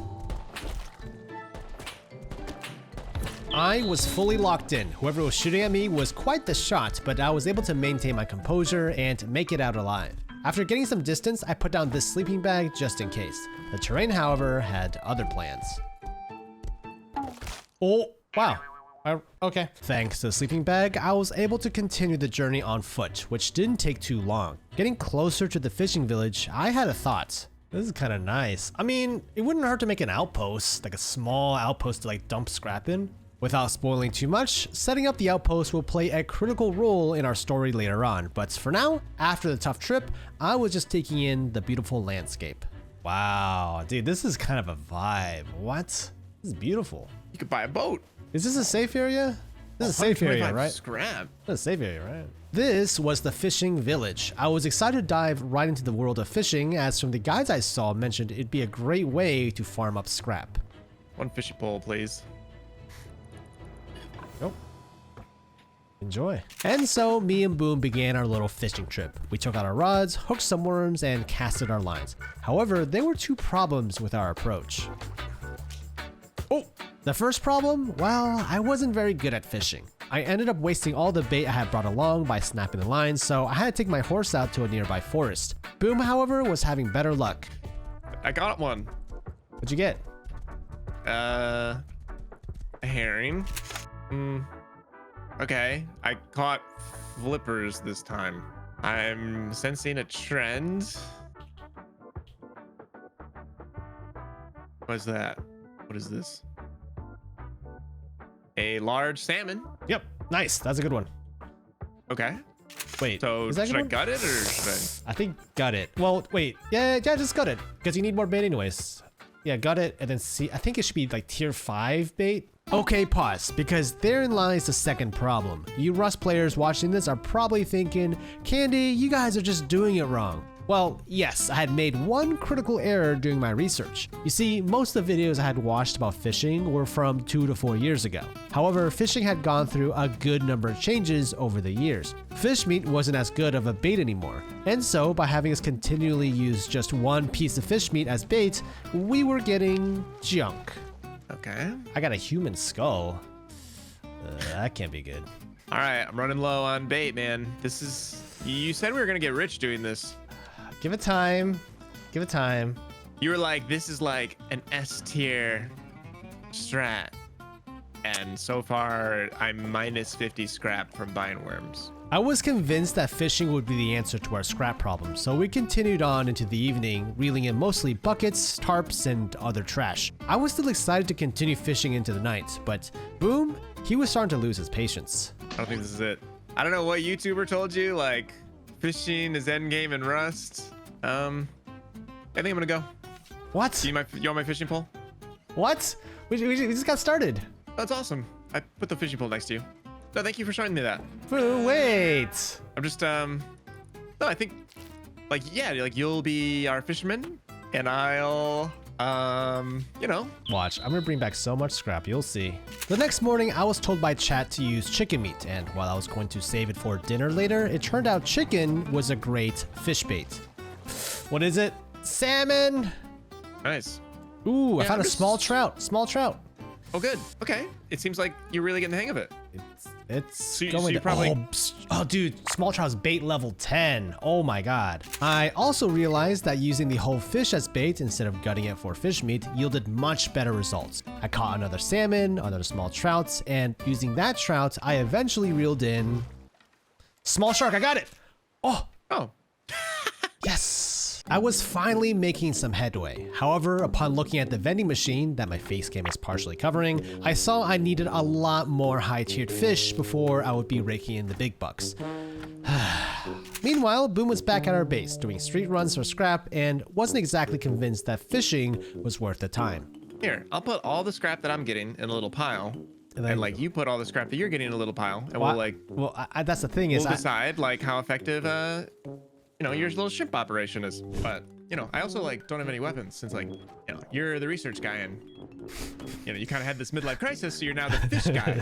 So our fish guy who knows how to make all the guns is, well, he's been on this like trip. Ignoring Boom, I set up the quick beginnings to our fishing outpost. I put down a TC and started upgrading it to stone. The idea was that it'd be a small 2x2 where we could keep bait, fish, and the scrap we've collected. However, while setting up the base, disaster would soon strike at our main. There's a guy at our base. Inside? He's like building outside. Oh, he's probably trying to figure out how to get in. Go check it out. Just use the airlock. You should be able to get in. What? You want to come? I can come. Dude, we're so cooked. Hello? That was beautiful. What? What do you do? He played a song. He's fine. This guy is going to kill us. I just have a really, really bad feeling about this. He's still. Oh my god. Where is he? He's still here. He's just inside the crevice. Dude, I don't want to get caught in our own jungle gym. Oh yeah, it's really bad if you get caught. You might just have to reset if you do. Dude, what did you do? This isn't sealed at all. It's not. I didn't finish. It was like 12 midnight. Dude, he's in there. He's living in our walls now. Well, he can't get out. He can. How? He's a movement god. The roof is fine. The roof is sealed. There's no way he can get in. There's no open. I just built a case around our base. What do you mean? Wait, what's he talking about? Our guy is building on our house, by the way. Kill him? No. You guys saying kill him? I could tell this guy's more powerful than me. Whoever was poking around earlier seemed harmless enough, but I couldn't shake the feeling they were scouting us out. So just to be sure, I headed over to our main base to see what was going on. Our base's main line of defense so far was looking like a decaying, raided base, but that illusion only worked from a distance. This guy had gotten up close and personal with our unsealed honeycomb, and I started to worry that he might realize just how raidable we really were. However, what happened next was far worse and weirder than I could have imagined. Oh, that was a good jump, but I didn't crouch. Is he still here?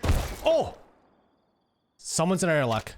In our airlock? I died to a shotgun trap. Did you put that there? No. Dude, I think someone's in our base. Yeah. Hello. This guy just is destroying our sleeping bags. Uh-oh. Uh-oh. How did he get in? I don't know. At one point, it looked like he was scoping out the honeycomb on the inside. Oof. There's no holes. Do we have any more sleeping bags in there? No, he destroyed them both. So if I die, this is it. What the f? How did he get in? I don't know. Yeah, he took over our... Wait, and how did he get into this? Is he hacking?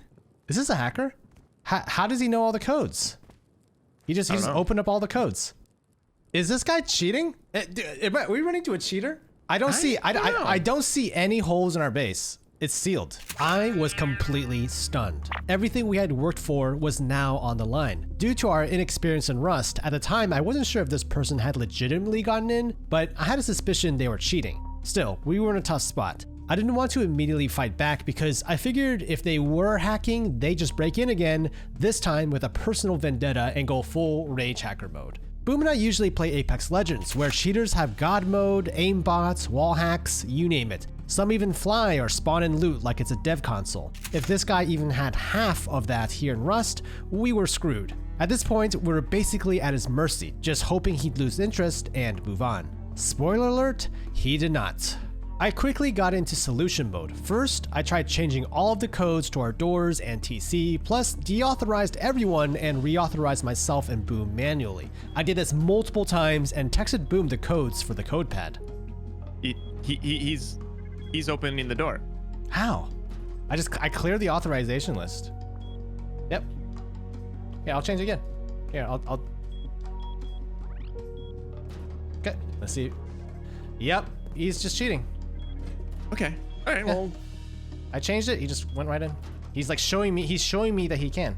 And are you cleared to authorize Candy? Yeah, Authorize? I think Candy was. He authorized himself. He changed the code. How did he put himself in our team? Is he? Look at the lower left.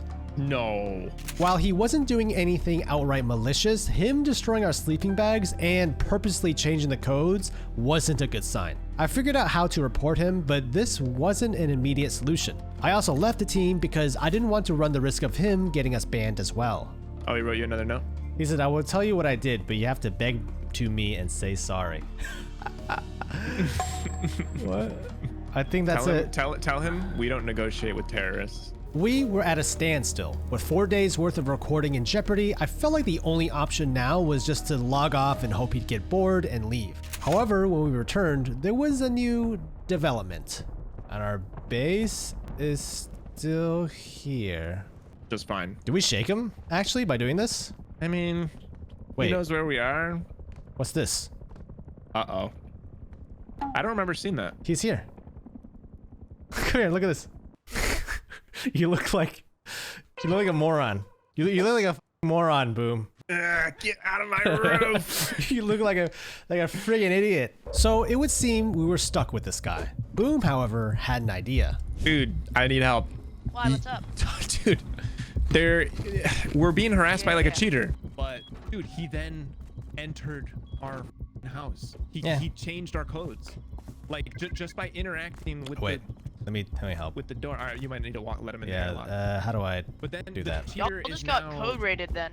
Change your codes. Yeah, we got code rated. Well, that's the thing is, so he was in our house. Oh, here he is.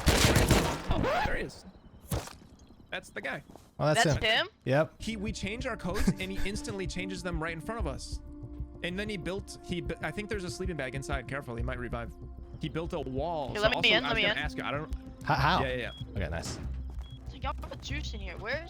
That's actually really nice space. Holy crap. Oh, thank you. Thanks. Here's his door. So he built a door in here. I guess there's no sleeping bag. Yep. Door? Yeah, so we can't close this door. But he was like changing the authorization on our TC and he was changing our locks right in front of us. Like we changed it. He's like God. He went God mode in here, bro. That's weird. Our TC's over here, but yeah. So y'all got exploit? Y'all are loaded. Holy crap. Not really, honestly. Here he is again. Who's this guy? That's him again. That's him. Shoot him.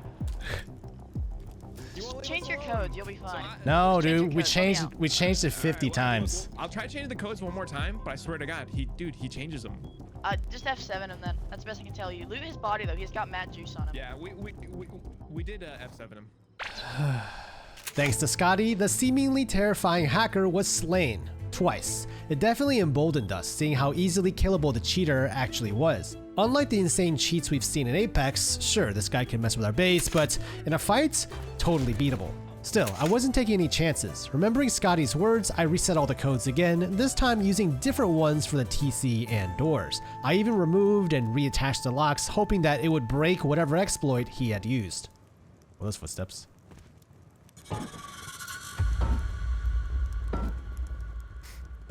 Is that him?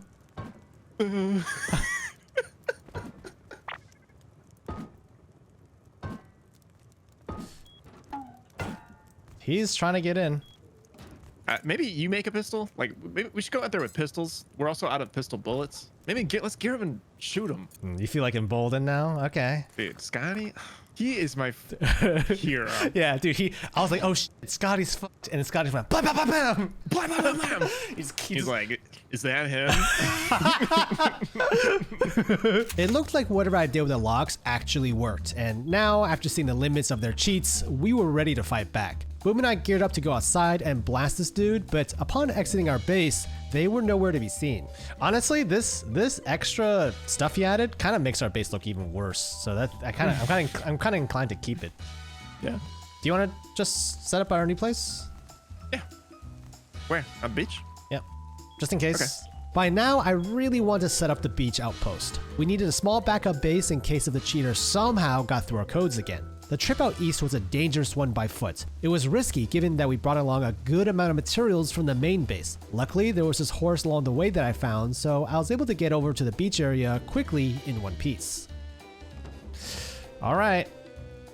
We're home. You live like this? We're home. Dude, this is kind of sad. What? This is literally a divorced dad shack. Jesus Christ. Oh my God. No, like mattress, not even on like a box spring, like one closet for your shirt. Well, this is really meant to be an outpost, but since you're here, I figured we can decorate. Jesus Christ. I had noticed a nearby base at the outpost, and given my pretty solid track record of making friends with neighbors, I figured it'd be a good idea to pay them a visit. Oh, he's playing music. Oh, is Yo, playing music. Oh yeah. All right, well. Please go away. Oh my God. Okay, we're leaving. I'm friendly. No, I'm friendly. This guy's annoying as Oh. Wait, what's? the silence. Isn't it so nice? Yeah, well, who is that? Ask him who the friendly one is. Russian 12-year-old who won't leave me alone. Wait, what was his name? Because we just got code hacked. Dominique DeCoco.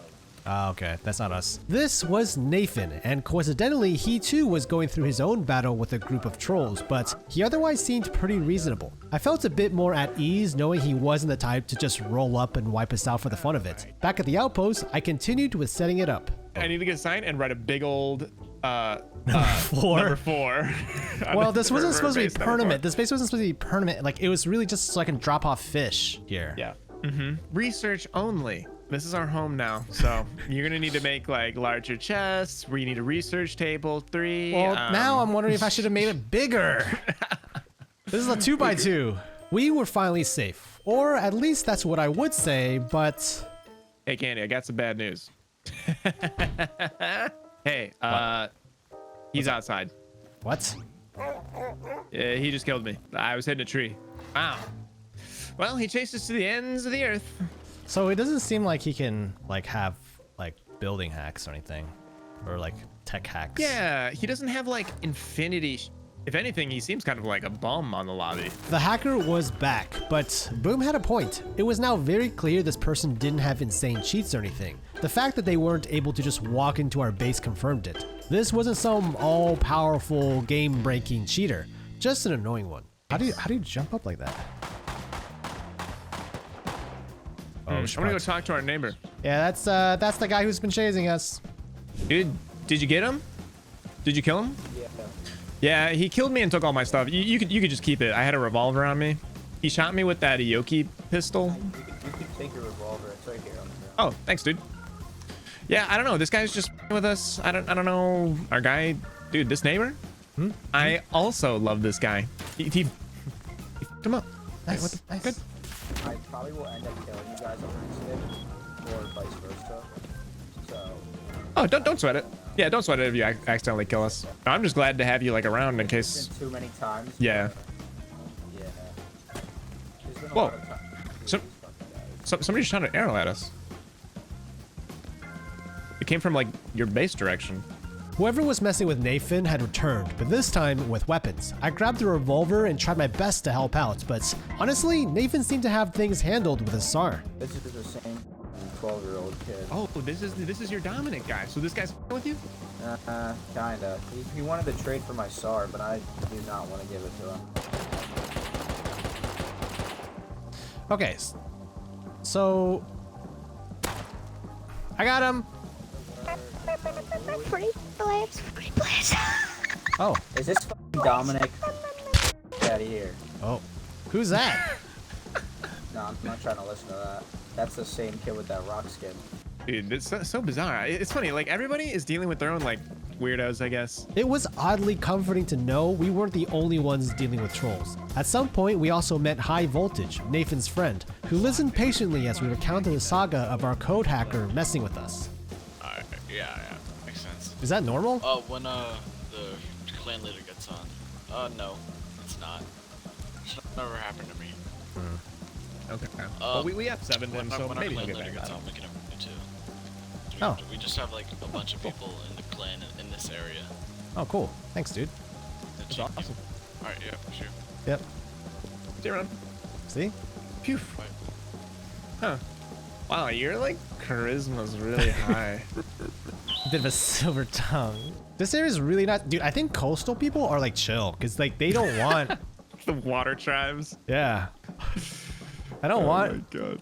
to deal with like warring factions. They just came out here to dude, relax. like the forest people, like the mountain folk were like a violent, like warring tribe. By the way, later that night, I hopped back on and went to our main base just to double check it hadn't been taken over by the hacker somehow. And luckily, everything seemed like it was in one piece. He's gone. Thank God.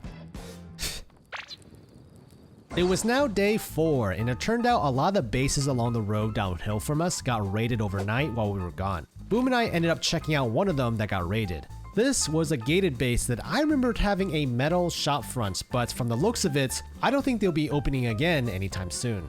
This is the chickens I was telling you about. I don't know how to pick them up.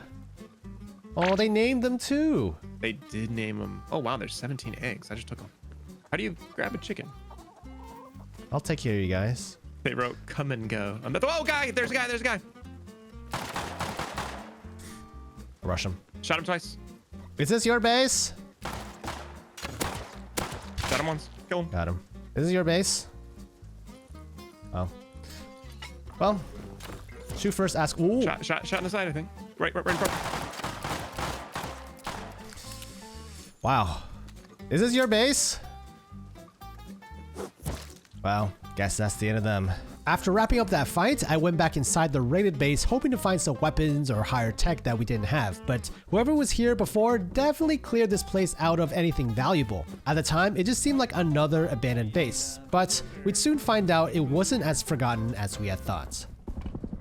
Oh, thanks. Oh, is that you from before? Oh, it's all good. You can keep your scrap. Do you want... Do you need food or anything? Do you need a weapon? No, I mean, that was my base that just got raided, so... Which one? Did you guys do it? This one? No. No, we don't really raid. Oh, the one over Honestly, there? We're pretty new at the game, so This we're one still here. kind of Dude, I saw your chickens. This one here. I saw your chickens. That you named them. It was so cute. Yeah. It was not me, bro. I actually I liked it. I spent like 8 hours yesterday auto sorting and setting up all the electrical and plumbing and shit. Are you solo though? Did you do all this alone? No, I had buddies. Nice. No, we didn't raid you. We live kind of up on the mountain a little bit. Yeah, we're new. Honestly, just trying to learn the game. Yeah, we just started for like 3-4 days ago. About your chickens. Gotcha. Up and down the road, people got fucked up. Like, there's so many bases that are in shambles. Yeah. Yeah, I'm sorry, bro. Yeah. I don't know. I don't know if it was like a caravan in the night or something. I don't know. It's not me. I have no idea. I wouldn't even know how to raid, honestly. Good luck on the rebuild, man. Yeah. All right. Good luck, man. It was honestly kind of sad to hear how down this person sounded after getting raided. Truthfully, I knew it was an aspect of Rust that I only had a taste of so far. As we left the destroyed base, I quietly hoped that I would avoid that feeling for the remaining couple of days of this challenge. Anyways, I realized if we want to keep up with the rest of the server, picking through raided bases won't cut it. We'll need to run monuments in hopes of finding the higher tiered weaponry that was still out of our reach. Boom and I were a bit more confident in our combat abilities, so we headed over to Train Yard again, this time with adequate rad protection and heals. Walking into the monument itself, we felt ready to take on whatever was waiting for us there. All right, I see a military base. That's the green one, or military crate. That's a good one. Why don't you go loot it? Where is it? It's green on the floor in front of us, right here. That's a lootable, dude. That's how little you found them. That's so those brown ones. That targeting computer. That's cool. That's one tier better than what you have found so far. And we can't break these, can we? No, those are just explosive. Dude, I kind of don't want to. All right, here's another one. Here's another one. Loot this one. Is this the green one you're talking about? I hear something. All right, I hear walking. I think it's an AI. What's in there? What's taking you so long? I'm just rearranging because I'm full. Okay. Oh, pickles. Do you hear that walking? Yeah. I'm just crouched in the corner. It's an animal. Animal. But what about this other team behind us? I heard behind and like up to the left, I think. See you guys. Left. Go upstairs. Wait, I see him. He's. We shot at you. There's two. There's one outside the outside gate, peeking in, and there's one whoever just shot at me. Whew. We can go out the back. You want to go out the back? Yeah, there's a hole in the wall. Yeah, let's go out the back. Just got shot. He opened the door.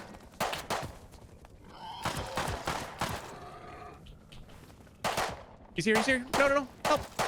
Fuck. I was reloading. Oh boy. Doing great.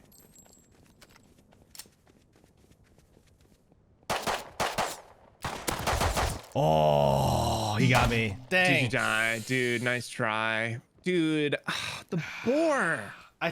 Me. Yeah. Despite losing, it felt like a real winnable fight against formidable opponents, and not just us getting steamrolled, and that to me was a good sign. Looking at it now, I probably could have equipped us with some Tommies, but I think at the time, we didn't have a ton of SMG bodies available to us, and risking them on a mission in an unfamiliar area just didn't feel like a smart choice. Yeah, but you guys don't use keycards, so Train Yard's just meh. Oh, okay, so I'll bring a keycard. I'll bring a green keycard. We've plenty of these. So bring a green keycard, you're saying?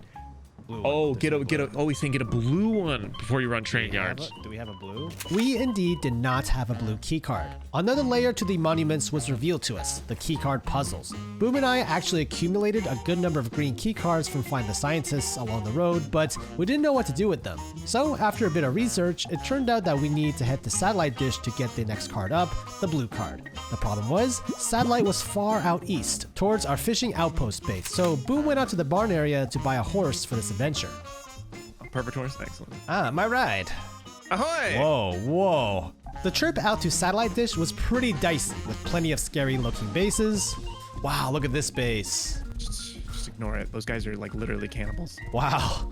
Look at these bases. This looks cool. Dude, don't. And a player with an AK who seemed excited to see us. It's person, AK. Keep running.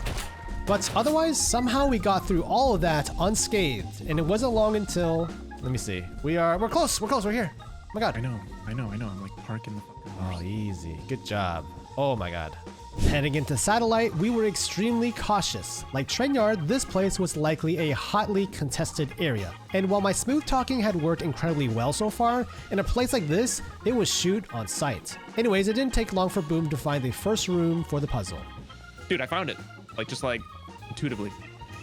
You got a pump? That looks actually kind of sick. Right? All right, ready? Yeah. Open. Sparking a lot. Yep. Hold on. Unfortunately for us, after flipping this switch on the back and following the power lines to the next room, Boom and I realized that someone else had already ran the puzzle, so we'll have to wait a bit for it to reset. You were behind me though. I mean, no, there were 3 red barrels right in front of me. Wait, Logo. all right, Crest. Southwest. I see that. I think we hide. I waited quite a while for more signs of the other player, but it would seem they got spooked and left the area. Either way, the day was turning into night, and heading back to base in the dark didn't sound like a great plan. So we opted to camp out and wait until morning. Right here. Just like... Yeah. Just chill here. Check in the room one more time. Yeah, it's actually kind of bright in here. Ooh, wow, that shotgun sounds cool. Easy. Any war stories? You need any food? You good? Yeah, I'm good. I'm all topped up. I'm topped up. Yep. Night fell and things were silent. The minutes crawled by and things felt pretty safe. I decided at this point to message my thumbnail artist to try to multitask and get some work done for another video. However, midway through writing out my message... By the way, do you remember what my character looked like in RAF? Was I a... Wait, are you moving? No, I'm not. Oh. Dude. Oh my god. I did not mean to do that. I was tabbing back in. The footsteps seemed to disappear into the distance, and I really wanted to finish my thought to my thumbnail guy, so I stood my weapon to avoid any more misfires. However, this proved to be a pretty fatal mistake. Never met. Oh shit. Damn. Yeah, he flanked. Yeah, while I wanted to be productive and multitask, I had forgotten about how crouch walking was virtually silent in this game, and assumed I'd hear them push us. Also, let's just say Boom wasn't too pleased when he heard that I had tabbed out a second time. Dude, if you were tabbed again, I'm actually gonna go to a different base. That was my bad. He was tap dancing on our head, and then you shot the wall, and you I told you to look your way. I know how you can pay me back. I'll show you what I got. No, you can be really pleased. Here, look. I got you. I was working on this all night.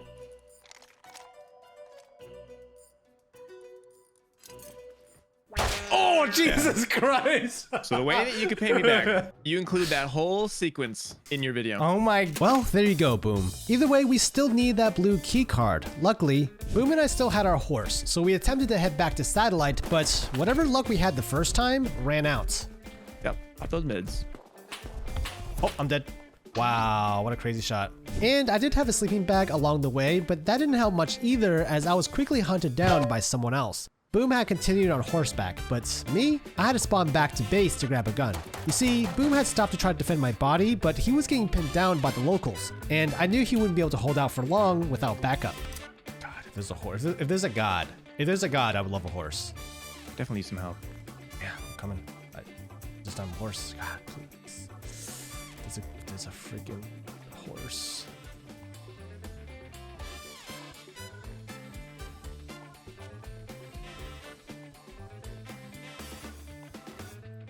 Borrow one of your horses.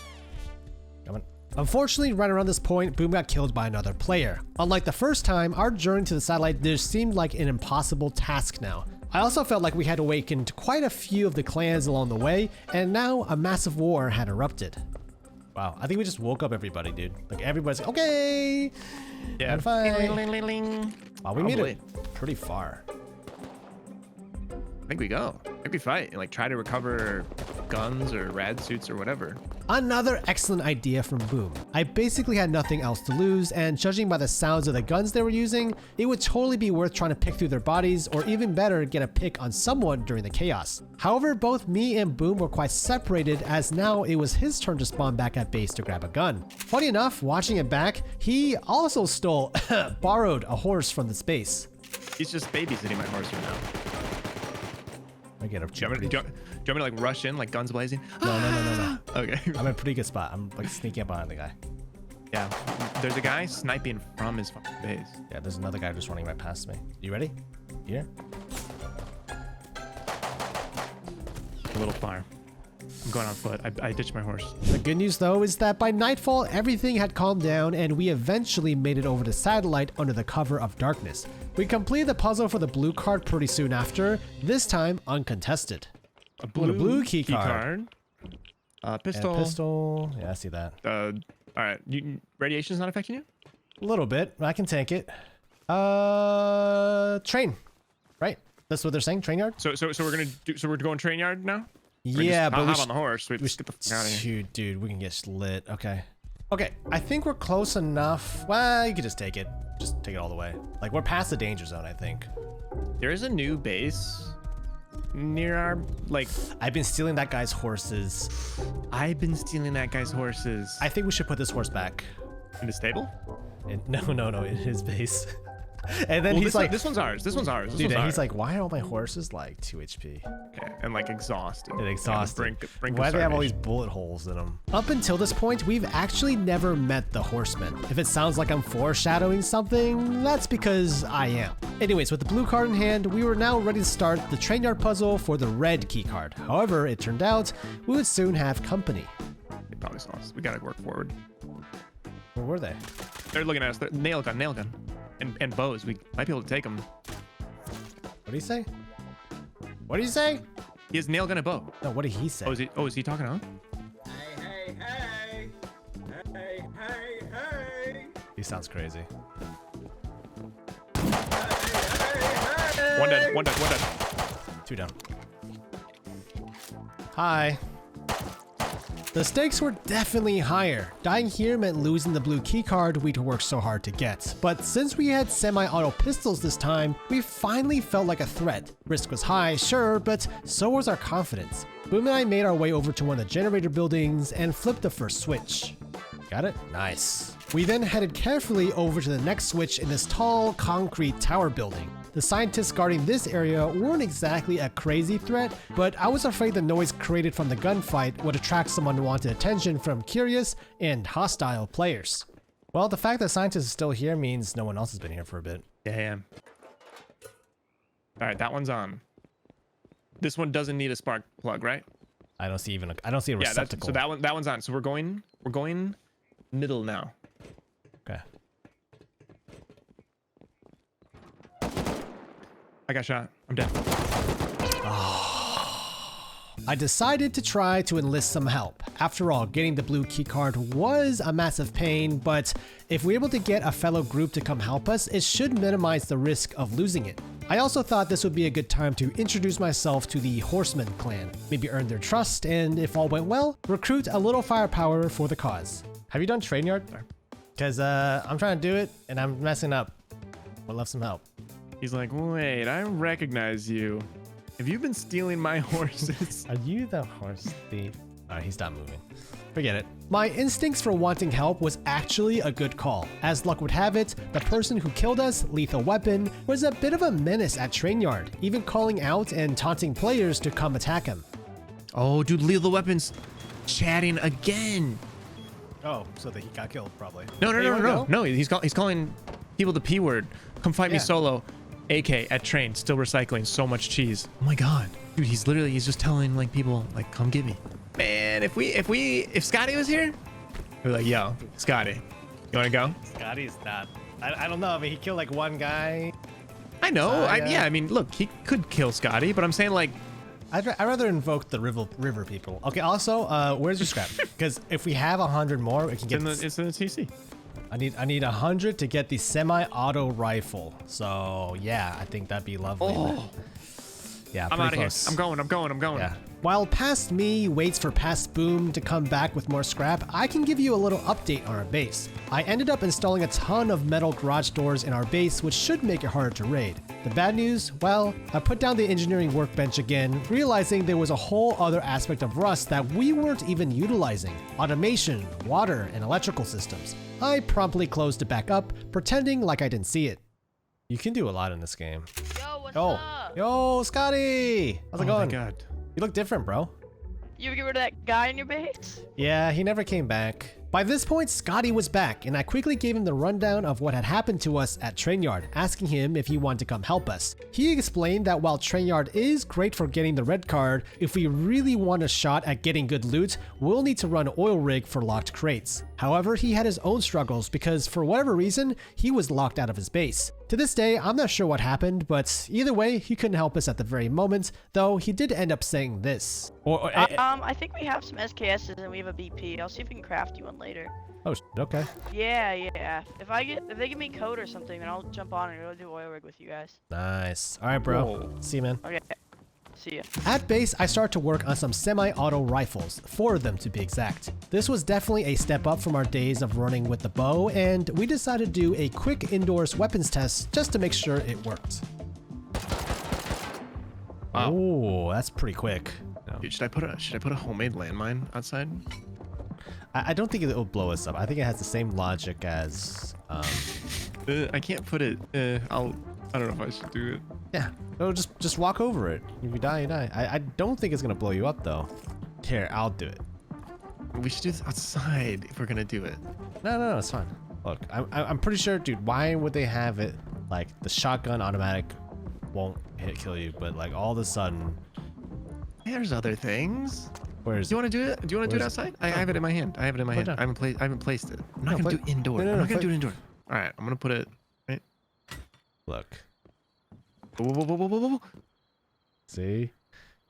Dude, I braced for impact. Oh! It was now day 5. Boom and I awoke from our slumber, and after a quick inspection of our base... Dude, our base looks good. Our base looks good. It survived the nights. It survived another night, yeah. You know, I go to bed with like anxiety because of this game. Dude, by the end, it must get pretty crazy. Because even like, say like someone's playing defensively, like surely they, by the end, have the itch to just like, well, I've like researched everything. I can make like 50 satchels of C4 if I want. Like, I'm just gonna go like blow up a building, like whether or not I raided or not. Yeah, we should be working towards that, by the way. I would love to just... Yeah. Wait. That's why I was talking, like when Scotty brought it up, I'm by the barn now almost. Yeah, we should work towards satcheling and just like on last day, just like raid raid someone. Not Scotty, but someone. Right, somebody. No, yeah. Honestly, I'd be interested in doing it with Scotty. Like he brought it up that he like might do it that one night. I don't know if they actually did. I tried following up, but he wasn't there. The other guys didn't know what he was talking about. So they're like, we are not gonna attack anyone. Like we're actually just a psycho. Completing a keycard puzzle, exploring monuments, and raiding a base were the other things on my Rust beginner's experience bucket list. We had zero clue what it would take to pull off a proper raid, but I figured we'd get the gear we needed by doing the monuments. Boom and I still hadn't run Trainyard, and according to Scotty, we'd need to hit that and oil rig if we wanted a shot at a raid. Personally, oil rig sounded way too advanced, and I was hoping to get lucky with some good loot from Trainyard. To get to that point though, we needed more blue cards, so a trip to Satellite Dish was underway. We did our journey on foot, armed with our newly acquired, not so shiny SARS. Well, let me check the room. He's just kind of like running in. I'm just scared. I'm okay. watching. It's full. Here, I'll open it for you. Okay. Oh, well, actually, you need the card, so I guess it doesn't really matter. I didn't bring a fuse. Did you bring a fuse? Yeah, I got a fuse. Okay, you got everything, right? I just brought myself. Yep. You got it? Yep. Turn it on. Flip the switch. On the outside? Yep. Yeah. Thank you. Push the button. Okay, follow this wire. Luckily, running satellite was pretty easy, and after one swipe with the green card, we were able to score the blue card without anyone trying to contest us. Fast forwarding a bit, we made our way back to base, geared up, and headed back out, this time to train yard. I was half worried about the other players being there, but given it was early on a weekday, I figured we'd surely get that red card without anyone interrupting us. There are scientists upstairs, if it's not cleared. I hear him in there. Do you? Yeah, I went. I didn't hear. Oh, okay. I didn't hear that. My ears were right. This place was swarming with scientists, which actually was a good thing because it meant the puzzle hadn't been cleared and no one was here yet. Probably. We flipped the first switch in his generator room and crossed over across the compound towards the tower. Okay, this is where the guy was, by the way. He was right here. He was right here. Yeah, like right there. With the box in front, so it's covering him. Yeah, that's smart. Oh, scientist. So he's another. Jesus Christ. Okay, you're good. There's a pistol ammo here. Yeah. You flip the switch? Yep. Now what? Now we go to the main building. Yeah, it looks like it leads down there. All right. We actually never gotten to this part. Nice. Well, we got right here. We got shot in the. If it seems like I was tense, that's because I was. For someone just starting out, it was a huge pain to get the blue card, and we were finally making some headway at getting the red. Even though all the scientists were still alive, I didn't want to let my guard down, so as we crept towards the central building, I remained ready and alert. So we go up one floor, we plug in the fuse, we go up another floor, it's the green card, we go up another floor, it's the blue floor. I think we do fuse, blue, then green. Nice. Awesome. Close the door. Checking the stairs. We plugged in this fuse box and flipped the switch, then made our way back to the outside stairs and up towards the blue keycard room. All right, here's green door. Skip it. Go up. Blue's open. Really? Looks unlooted. Careful. I think they only grabbed. Oh. Dude, come here. Come here. To the desk. I don't know why that door was open. Red card. We did it. We're rich. Dude, I think the door was bugged. I think we didn't have to burn a wipe of our blue card. That's really lucky. Dude, look at all these green cases up here. Yeah. Insane. I filled my pockets with as much stuff as I could, and while it was a good haul, there wasn't anything that resembled things that could help us with a raid. Boom also found the sniper's perch at the very top of this building, which overlooked the entire monument and beyond. Oh, somebody's flying a drone. You could literally just like watch a team complete it and then just camp the stairs. That is just devious. I eventually went back down to the green keycard room, but honestly, there wasn't too much here besides a nifty military backpack that Boom found. The real prize from all this was the red keycard, the precious key to untold riches, glory, and most importantly, explosives. However, on our way out... Oh. I think that's player. Yep. Let's back up. You good? I'm running the way we came. Yeah, me too. He's chasing. He just jumped Honestly, down. I might need to hold. I think you freaking take the horse at the road. No. We make it out alive together. Actually, you're in front of me, so... How do I get in front of you? I don't know. Yeah, that guy was waiting. That guy was just waiting, bro. Dude, take the horse. Take the horse. Please take the horse. Go home. Go. I'll hold. I feel like such a coward. I feel like such a coward. No. Yep. You just hear blah, blah, blah, blah, blah, blah. He's on a horse too. You serious? I'm serious. He's going the opposite way. I think I don't know what his plan was. I don't know if he thinks that we went a different way. All right, I'm gonna jump off the horse. I don't want to like. No, he's coming. He's coming to me. He's coming to me, dude. Okay, nice. I have to fight him. Keep going. Boom. No, Boom. He got me. I hit him, I think 4 times. It's Lethal Weapon. Lethal Weapon was back. Honestly, Boom and I were gobsmacked that they were still in train yard a day later on a weekday morning, no less. Why is he awake? Why is he awake on a Tuesday morning? We're safe. Oh my god.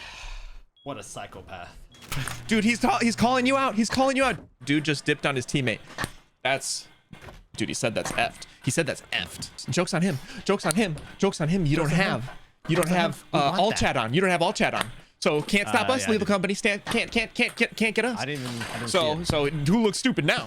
By the way, as I flipped through our workbench tree, I still didn't have a clue on what exactly raiding a base entails. I think I was just under the impression we need a bunch of satchels and have at it, but that was about the extent of our knowledge at this point. Also, we looked at exactly where we had to go for oil rig, and it was definitely pretty far out. Scotty had mentioned he'd hop on later to help us with it, so in the meantime, we did some exploring. Fight scientists, loot military crates.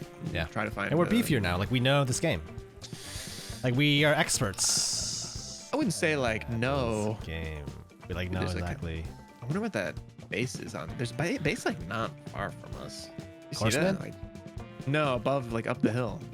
Yeah. They're actually like growing. right on. They're like right on top of us.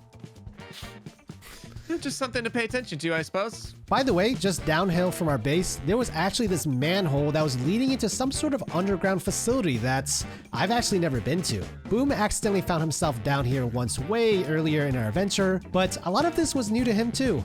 Wow, this place is wild. There was also this interesting camera system that peered above the entrance, which I assumed was to help against camping. Oh. Isn't that neat? Yeah. Okay, I think this is like risky because people could like what about down here? Bomb what's here this? or something. Just stairs. Do you want to take the elevator or stairs? I'm just taking the stairs. Sorry, just okay. sorry. Dude, this would be a hell of a place to put a landmine. Dude, like think about like geographically, like how far we are. Yeah, we're way down in there. This is cool. And then now open your map. Whoa. There's a whole under city area. Yep. This all connects to everything? That is so cool. Dude, that's hype as... Yeah. One door's open. Wait. This is an elevator. Oh my God, this goes further down. They're both elevators with yet more stairs. So I've been shot at here. Like there's like AI. You went down like here. down here. So like when we swapped to this server, I found one of these entrances and I just like I don't know, I thought there'd be loot all over the place and I just kept going down. And then one time I also went down here by myself. Yeah, like on the right. As Boom and I engaged the bots that patrolled this area, I couldn't help but be in complete awe of what we had found. A backrooms like subway labyrinth that connected most of the monuments together. Dude, Rust is a really cool game. Yeah, I did not expect this. You know, like I keep saying this, like I thought I knew what Rust was. And now I like, it's not that I learned what Rust was, it's like now I understand the depths of my ignorance. Yeah. It's the other thing, like you and I don't even know what all the loot looks like. Like there's like 3 crates above the green crate where like I don't even know what they look like.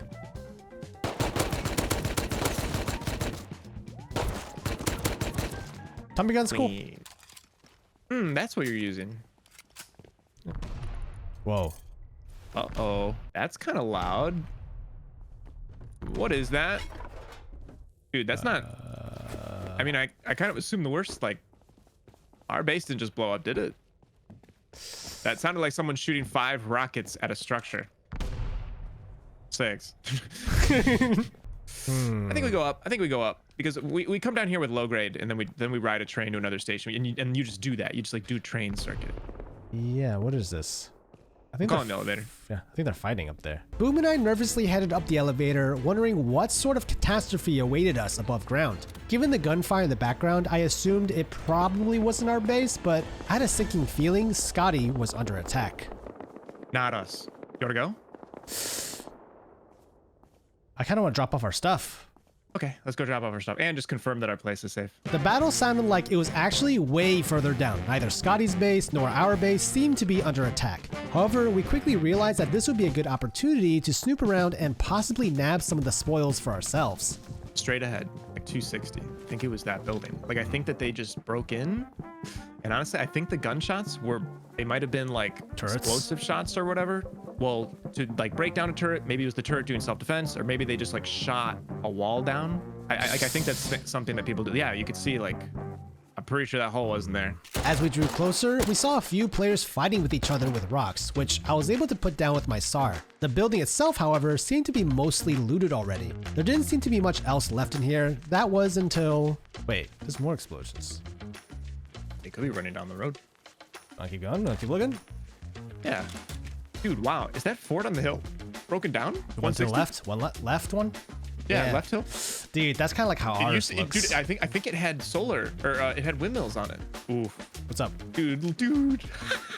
What? Look at this. Look at this. Come here. Their door's open. Look at the sign. For sale. Dude, it's open. But I think there's traps in there. I don't. Be careful. Like, if there's like a drop down, like there's probably a shotgun trap. Wow, rip. It looks. Dude. Oh. Wow. Whoa. Taking in what remained of a glorious base, Boom and I set our eyes towards looting the scraps that were left, which sadly wasn't a lot. There were some more explosions, so it would seem someone was just running through the area raiding bases, and it seemed we weren't too far behind on their trail. Wow, the explosions keep on I see a guy. Where? 200, past the base, on the other side of it. There's a downhill after that. Oh, yeah, he saw me. See? We don't have to jump anymore. He's gonna go to his base. Yep, roof. Pretty hurt. Tagged him twice. Yeah, tagged him twice as well. We gotta run second. Back up. Okay. 2. Oh, there's 2. Okay. Yeah. Let's back up. Yep, they're coming down the hill. Dude, I'm running like, I'm not indicating where our base is. If they're in a clearing, turn around and shoot. I can turn around too anytime. We had definitely bitten off more than we could chew. I fired off a few warning shots, mostly for show, and made a run for it. I still have no idea who those people were shooting at, or if they were even the same raiders tearing through bases earlier. Either way, I got way too close to dying, but somehow, Boom and I managed to evade them and live to fight another day. It was day 6, and today I really want to explore more monuments, specifically underwater labs. I also had tried making another layer of doors at the front of our base, which proved to be pointless given that the terrain, once again, made things impossible. Either way, I was happy that the base survived another night and went off to do my morning run of harvesting materials for our TC. However, like how most everything is in Rust, nothing quite goes to plan. I want to try to use the jackhammer. Okay. Does it think it just works, like without? I don't know. You might need like security detail. Oh, okay. Oh, guy's shooting at me. Runs on nothing. Oh, guy's shooting at you? Yeah, with the semi-auto. What a... Do you want me to shoot at him? I don't even see him. He's up the mountain somewhere. Did you hear that? Did you hear like... I did. Yeah, I did. He was shooting down from our hill at the horse guy base? Yeah, base. I was past the horse guy's base, so he's up there somewhere. He's in here. You or him? I killed him. Yeah, dude, he was shooting you from the tower. No, this like random base thing. This like 5x2 like vertical tower. Oh, so his body's in his own base. That sucks. Dude, this would be a great guy to siege, actually. Yeah, we can siege him on our last day. While it was a little nerve-wracking to think about what starting a war would entail, I was excited because we had a small, manageable-looking enemy base that we can take on as our first raid as beginners. After penciling them in as our target, I went back to progressing our tech a bit further, like putting down this level 3 workbench. Alright. Got a shiny new workbench. Oh, this is crazy. I did a quick overview of what I could make. The tree looked a lot smaller than the previous 2 levels, but this was where the good stuff was. The SKS, assault rifles, rockets, it was all there.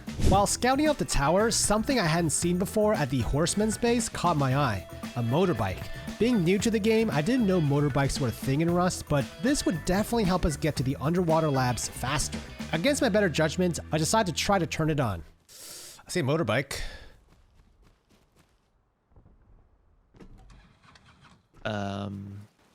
Horseman's home. Oh my god. Horseman's home. Yeah. Oh, that guy plays a lot. Wait, he's shooting at me. Okay, great. You want some help?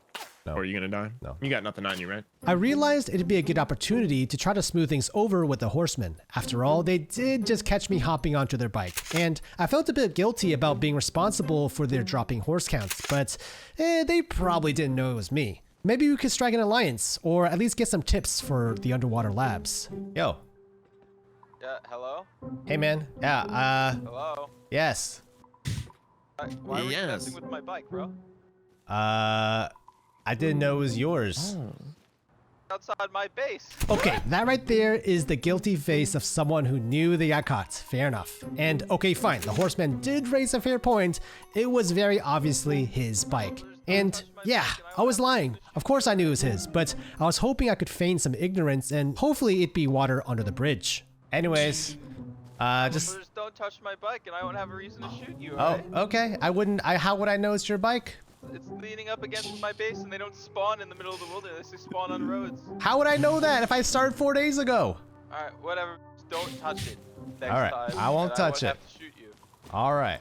Also, wait, do you know the guys up on that hill? On that 2x4 up there? No, I don't. They've been annoying us by shooting down on our roof camp. Ah, okay. Because I think they're shooting at us too. Yeah, they've just been a bunch of nuisances up there. It's annoying. How many is it? As far as I know, I think it's 1 or 2. I think I've been killed by 2 of them up there.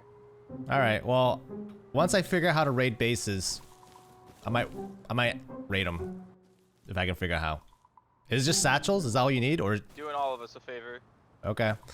All right, man. I mean, it's stone. I'd have to assume all you need is satchels. It's not like metal. You don't need love you. C4 for it. So. All right. All right. I'm gonna go.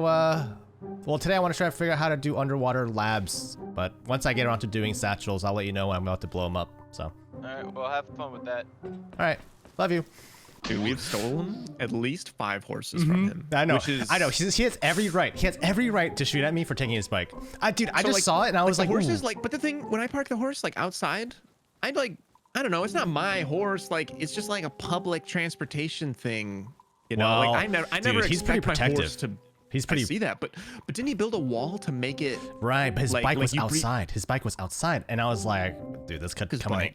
That's what I thought. And then he starts shooting at me. I agreed with Boom about the horses. We found them pretty regularly just along the road and would park them near our base without any real expectation that they'd still be there the next morning. Regardless, the horseman did let me off the hook. I was a bit relieved that, like Scotty, Nathan, and many of the other owners of bigger bases, the horseman turned out to be a pretty chill guy, and after seeing we were just new, he let me off with a warning. I considered it a win, especially since me and Boom could make good and help them get rid of a nearby enemy base. He said we'd be doing everyone a favor if we killed them. So, really? Yeah. Everyone a favor. So what are we like? Why does he make it sound like we're part of like an HOA? Like, dude, everybody in the complex, like he knows Scotty, like he knows us, like. Yeah. You know, and he's got his issues with us because we're like the bike thieves. I did.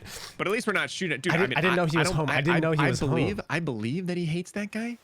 That guy is like propped up on the hill. He thinks it's too. Like staring at him. Yes. Like he says that guy shoots at him like from time to time, like from up there into his roof. That's really funny. Now it was time to get a boat at the fishing village to head out to Underwater Labs, one of the monuments I really want to check out and experience during my 7-day challenge. Boom and I were on foot and we took a bit more northward route through the desert in an attempt to avoid the bigger mega bases we've been seeing. Aside from a close call with some raiders. Movement 100 meters in front of us going up the hill. I don't know. I think I see him at the top of the hill. I think we just leave. Wait, another one. Holy east. Right, they raided purple. The trip was pretty quiet and we made it to the fishing village in one piece. Oh, and we also took a really quick pit stop by our beach base, which was still there, thankfully. I set up our old level 2 workbench there, as well as dropped off some loot. A short hike over to the fishing village later, we got to the boat vendor to start our journey. All right, here we go. Boat vendor. Hello there, traveler. This guy's kind of good. What are you doing behind the counter? Getting the motorboat started was actually a bit challenging. I had some trouble turning the engine on, but after getting some advice from chat, we managed to push the boat out a little, making mounting the engine seat possible. All right. I think I got it. Boom. There we go. I'm gonna. Oh, whoa. Hold on.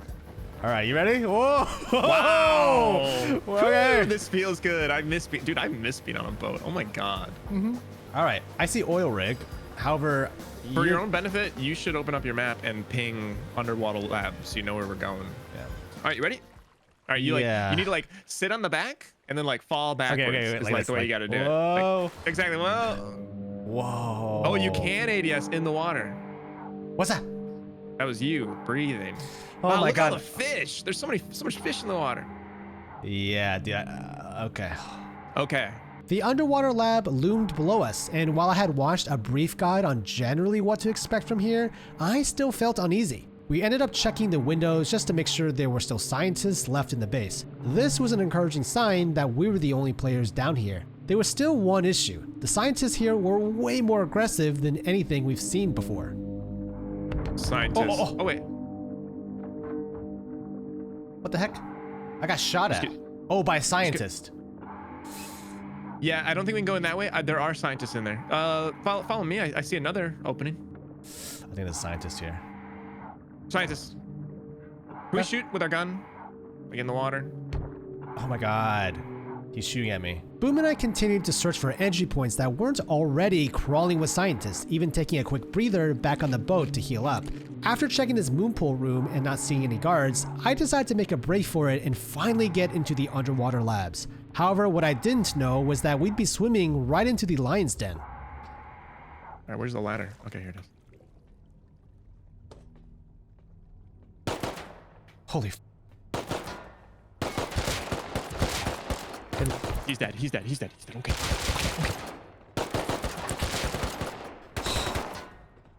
He's not dead. There's a new one. Another. Oh, I gotta go in the water. I'm dead. Oh no, the face. Sorry. Hey, we died. Incredible. I'm working on it. Stay alive.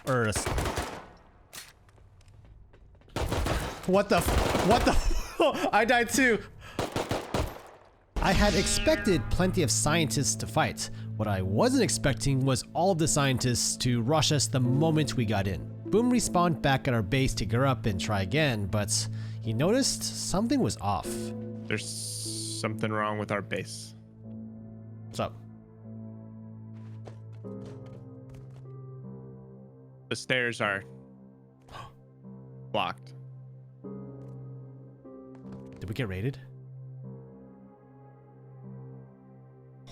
Uh-oh. Oh my God. My closest bag is actually pretty far. I'm uphill. We got raided. That's clever to build the ceiling. Well, that means they got the TC since they were able to. I mean, they must have busted through. Wait, it's a Russian guy. Hello. Oh, is he still there? Do you mind letting us back in? What'd you Yeah, say? they got TC. I so said they own the base. Did you raid us? I'm gonna give you some advice. Don't steal people. The horsemen had finally come to collect their debt. Dude, when you told him we were going to labs, I was like, why did you tell him we were going to be across the map today? Oh my God, While Boom did have a point, I sort of assumed the horsemen didn't know exactly which base was ours. And given our track record of making allies, it seemed like things had been smoothed over. I tried spawning back into our base, but because of the new floor, I actually got trapped underneath the stairs, making the access we had useless. However, I did want to try one last thing. I'm gonna go see Scotty some. Yeah, we need Scotty like really bad. Yo, Scotty. Scotty. I don't think Scotty's home, unfortunately. Dude, our whole base finally got raided, but it wasn't even because of like an actual raid. It was because like I was just too nice. I was just too nice. Yeah. Hoping. Really unfortunate. I may look calm and all smiles in the video, but inside, I was falling apart. This was a breaking point, easily one of the lowest moments I've had in any game. While some of you may think that sounds a bit extreme, you have to remember, I wasn't just playing Rust with my base at stake. I was trying to craft a story. And with the clock ticking down to our final days, everything I'd envisioned, raids, monument runs, a satisfying conclusion, all of it was slipping away. I didn't want our story to end like this, but with little time left, I wasn't sure how to turn this around. I even went back to review the footage where I talked to the horseman, trying to analyze how I could have picked up that this person had bad intentions. I thought about my previous interactions with others like Nathan, Scotty, those Russians who demanded that I sing, and from the old server with Bing Bing and Boy Gone Fishing, among others. My gut instinct and wholesome people never led me astray. But now, my naive trust in fellow humans had been destroyed. Boom and I still had the beach outpost hidden away as a backup base, and while I was spawning there, a new emotion took over. This time, it wasn't a feeling of misery or defeat, but now, I was angry, and I wanted revenge. Yeah, the trouble is just like the raw materials. Revenge tour time. Yep. Yeah, this guy. You know what? Screw the underwater labs. Well, yeah, we can't do that anymore. Everything, yeah. The only trouble is if this base gets raided, like that'd be really bad.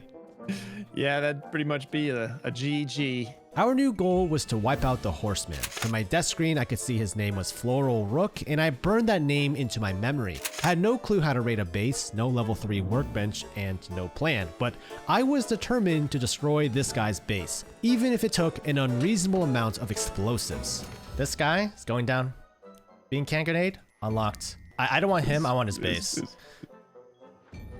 Yeah, and like write a big sign that says like, yeah. Honestly, I just want to burn it to the ground. Like I don't want it. Oh yeah, dude. I just want him. I just want him to not have it. I'm not taking the TC. I'm leveling it. We're leveling it. However, there was one thing the Horseman wouldn't see coming. I had an emergency ace up my sleeve. Hey. Hello. So a bit of a situation, Drizza. Yeah, what do we got going on? That is my friend and longtime Rust content creator, Drizza. If anyone could help us pull off a last-minute miracle comeback, it would be him. I welcomed Driz to base number 4, as so eloquently labeled with Boom's sign. I gave him the lowdown of what happened, and our goal of counter-raiding within a 1 to 2 day turnaround. While we gathered up as much resources as we could, Drizza made his way over to the Horseman's base to see what we're up against. One of them is jumping on his roof with a full metal AK kit, so they are BP'd out of their minds. Well, they did just gain, dude. They got a lot from us. He's talking to me right now. Well, don't unveil our plans, because I kind of have done. He's asking me who lives on a base up to. Oh, he's talking about you. What do you say? They want to give you back your base. Oh, really? Oh. That could be a trap because he's trying to see if you know me. No, they're not. They wanted to just give you the base back, not the loot. Oh, Jesus. Well, of course, not the loot. But I mean, okay, they just like loot us every? Yeah, 3 days? he just told me the door code too. Yeah, they were like, these guys are really good at farming. Let's give them their base back. Yeah, I think their base is at least 21 rockets, which is, well, now it's upgraded to sheet metal, so it could be double that. Yeah, that was our sheet metal. We had about like 10,000 metal fragments and like 200 high quality metal just kind of laying around. But basically, it sounds like they felt bad for raiding you because they realized that this was an actual new player base. I like the staircase in here that like goes nowhere. There's like a staircase. No, on, like, they walled that. They walled that. They walled that. Did they? Yeah. That's cruel. The top floor is our beds. Yeah. Above, like through that cruel. metal, that sheet metal. That alone is why we're gonna raid them. Yeah, we're gonna raid the fuck out of these guys. That's what I like to hear. I do hate them with a fiery passion. Yeah. Felt bad? I think it's too late to feel bad. Oh, for them, yes, definitely. They should have felt bad almost immediately. Mm-hmm. Can you guys come back to the Yep. base? We're about to do things. Yes, sir. Yeah, I'm here. The Horseman had let Drizza out alive, and by now he made it back with a handful of leftover loot from base number 3. Most importantly, the level 3 workbench and a red card.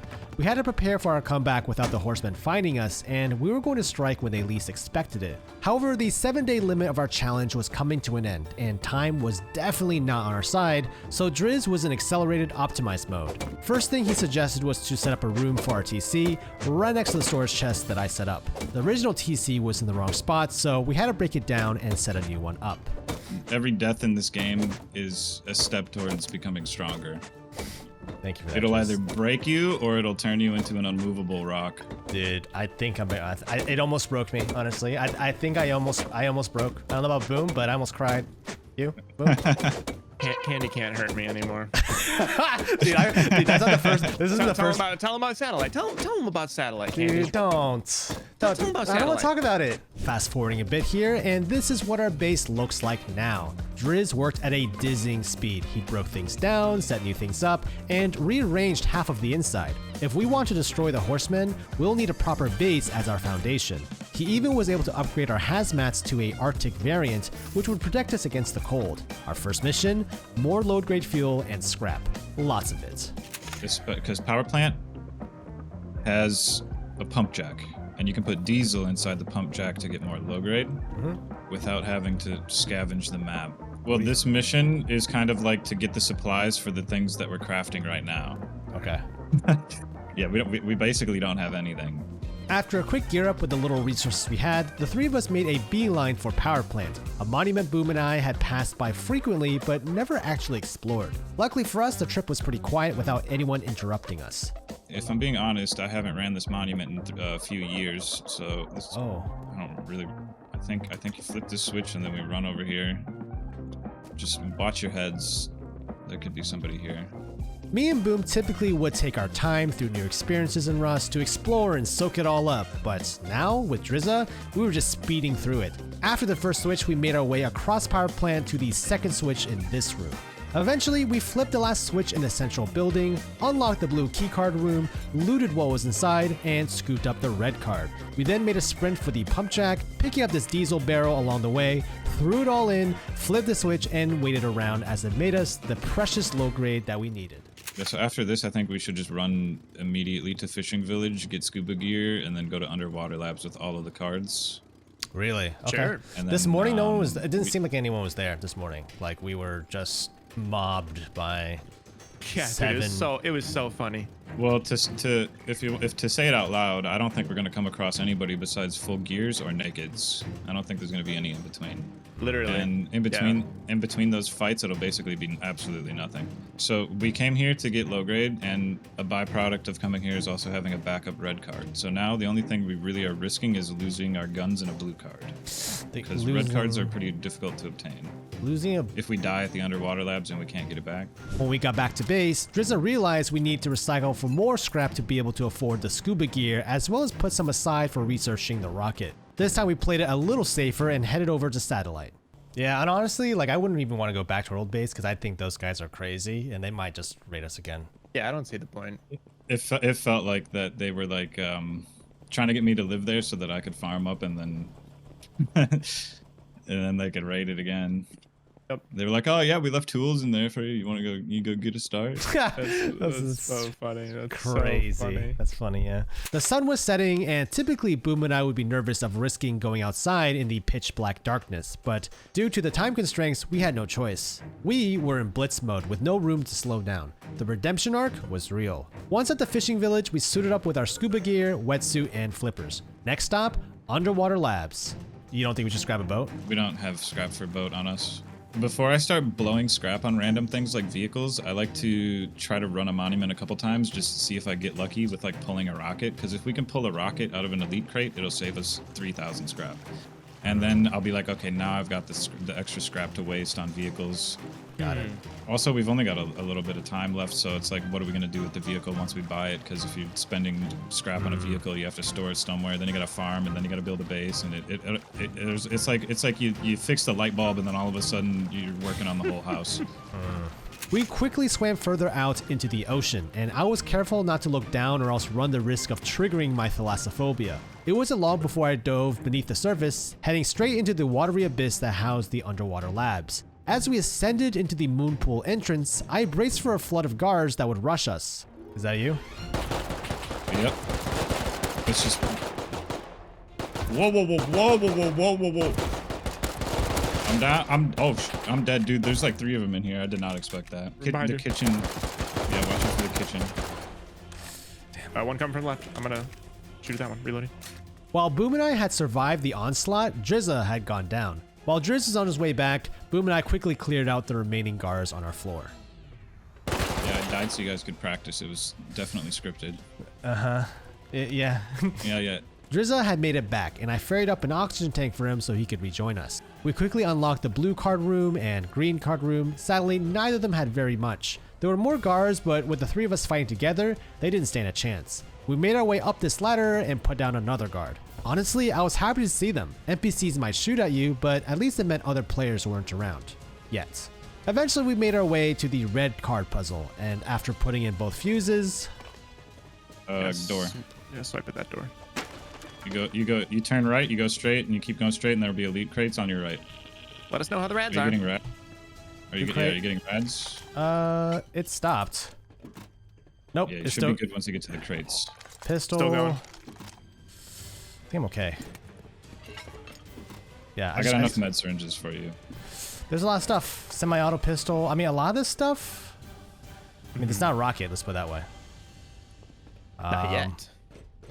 No, I checked all the shelves. Is this the only loot spawn back here? So nothing good in the elite crates then. God dang it. After all that effort, the red keycard room delivered absolutely nothing. Okay, fine. There were a few gun parts and some recyclables for scrap, but not exactly game-changing stuff. We had barely enough resources for a set of weapons and heals, and if we had died down here, it would have been catastrophic. So it felt like a bit of a gut punch having to take that risk and time for barely anything in return. By now, a few of our viewers felt bad for our situation and took it upon themselves to hop on to lend a hand. Sadly though, they were starting from zero and were still in the twig-based phase, so their help was a bit limited. On a more worrying note, however, it would seem that the increased activity had brought over some not-so-friendly neighbors. I like this. He's I like like, you this. serious, bro? I like this little. I got him. You get him? Yeah. Okay. Is that him? Yep, it We is need him. to, yeah, Glocky Smasher. Just depot and loot, depot loot, just in case there's another one. He's very low. Push him. Dead. Who is this? I ask questions later. I don't. If I'm getting shot at, I'm killing you. J-Sauce. I don't know who that is. As if things couldn't get any worse, we had now made enemies with the neighbors. I had thought we were safe since this was Nathan and High Voltage's base, but given the names of the people attacking us, I had a suspicion that their base was now under new management. Okay, maybe now you can talk to him, Candy. I don't know. Yo, are you friends with Lethal Voltage? Yeah, I don't. High Voltage. Or High Voltage? What the f is that, man? Are you friends with High Voltage? Man. What? No, I don't know who they are, man. Do you live here? I got on those ladders on my base, man. Yeah, I do live here, man. Oh, I don't know High Voltage. What's your name? Read out your name to me. Who are you? Name? Yeah. Nathan. You're not. Are you friends with Glocky Smasher? Yeah, why? Ah, okay. He is friends with Glocky Smasher. So what should I do? Call a it's up to truce. you. Call a truce. Yeah, we're good. All right. Cool. He says we're good, but dude, I don't trust anyone anymore. We need to move. Yeah. Despite calling themselves Nathan, whoever was in that base was not Nathan. The different voice, them not knowing who High Voltage was, but being friends with Glocky Smasher, was all the evidence I needed. I later figured out that they probably just read Nathan's name off of an old item he had made. And, as predicted, despite calling a truce, they continued to lay into us. There's more. What the sh... I came out It's for my gun. Glocky Smasher. They lied to us. Yeah, that's not good. That's not good. As the gunshots continued outside, things had hit a new low. We were massively ill-equipped to fend off these guys, and every minute that passed with them holding us down meant we couldn't be working towards building up to raid the horsemen. The safety of Nathan's group was no longer something we could rely on. Who the fuck is this guy? Oh my god, he's This just is outside. Glocky. Yeah, they're children as well, which makes it even better. As a dad myself, I know if there's one thing kids hate, it's being bored, so we decided to lay low until they left. A raid from them was surely coming, but we didn't have the time to move bases again and start over. So the decision was made to upgrade the base's defenses even more while they were gone. In the meantime, this was perfect timing because Boom and I had to grab dinner real quick anyways. Should we turn on a light? Oh Here. my goodness. So yes, a light would help. Base. Oh wow. Oh, it continues. Okay. Yes, we've been secured. It should be, somewhat difficult to raid this. We're on the come up. We got things to do. We got places to be. We got bases to prepare to raid. The code. Drizza was a wizard. During my break, he had managed to build a multiple airlock outer shell around the original base, which honestly reminded me a little of the Infinity Castle from Demon Slayer. Needless to say, I was thoroughly impressed. I found a toy for us to play with that I hope hasn't disappeared yet. This broken down wreck? What is this? I found this. I found this. Drizza had found an old beat up camper van, but with a couple of spare parts, duct tape, and WD-40, he got it up and running. He also showed me a tiny boat base he had constructed while I was gone. I feel like I'm learning more than I did. I feel like I'm learning more than I did in like the whole 5 days of doing this. So we could put the repair materials under the barbecue. Dude, I didn't even know this was a thing in the game. What the heck? So what do you think our percent chances of pulling this off? This is like against all odds, like 1 in a what? Within the next day or two, like just 11. 11%? Maybe 7. Drizza unveiled the next phase of his plan. Find a carjack so we can lock up the camper van, use the van to gather up some stone and scrap, use that to buy a boat and beef up the boat base, and then use the boat base to run oil rig multiple times. The camper van would also come in handy with transporting the rockets to where the horsemen were. We had to pull all this off without getting killed. Friendly. You're driving with one of the best in the game right now. Don't worry. Right. I almost died. I'm at 25 health. We eventually found a carjack, mounted our van, installed the locks, and we're on our way again. I can't not do this. What the heck? Oh no. I don't think we're gonna get much airtime. I'm not getting much speed. No. Oh, Jesus go! Christ. Let's go. I landed it. Oh my god. Ooh. Oh, no, don't shoot me, please. Ooh. Oh, he hit me. Holy shit. You need to drive. I got it. How do you have to take a left out at the next T intersection. Follow the left at the next T. Go left, go left, go left. Oh, I died. Shit. No. I died. Go on. I'm in the front. I got 5 HP and I'm bleeding for 4. This is going to be a 1 HP getaway. Oh, man, if he snipes you one more time. By now, it was getting late in real life, about 11 p.m. for me. I didn't exactly want to pull an all-nighter, but the clock was ticking. Boom had gone off for the night, and I figured he wouldn't be missing much anyways, since me and Drizza would just be doing a lot of the grunt work to prepare for the raid anyways. I could not have been more wrong about the series of events that unfolded in the hours that came. We eventually made it back to base, and I took a bit of time to admire the upgrade job Drizza had done with our base. Our next objective, running oil rig. Getting a few good drops from oil rig was the only chance we had at pulling this off in the coming hours. Is what it would require if we were to go over to train yard, farm sulfur, farm scrap. Right. If we don't take the risk of running a monument like that has locked crates or taking cargo. Okay. Which we could like run back to back to back and we could probably get like 12 rockets, like 8 C4. We'd learn a rocket and now we've got 11 extra rockets and some C4. How many rockets? And then if How many rockets do you think it'll take? If cargo ever comes up, we can also, I don't know. I think it's going to take like 40 rockets to raid them, which is crazy to do in a day. Yeah, let's go like even all for like out. even for a clan. Yeah, but dude, you're so. Yeah, dude. I mean, but you're Drizza, man. Come on. If we can take one oil rig and get something good out of it, it'll be enough to propel us forward to continue taking oil rigs, getting more red cards, and then getting explosives. If we can take a cargo, we might even get enough out of one cargo to like just do the raid. To just roll, well, not to do the raid, but to like start farming for the rockets. Because cargo has like 3 to 4 locked crates on it at one time. Every objective we had to do was typically hotly contested by other players. To make matters worse, we had extremely limited supplies, so getting killed by another group would set us back by a lot. So as we pulled up to oil rig, you can imagine my relief when we scanned the monument for scientists. I could see that it was still filled with them. All right, let's go. Let's go, let's go. Get in, get in. Oh, sorry. Yep. They're gonna start shooting at us like that now, and I'm getting hit.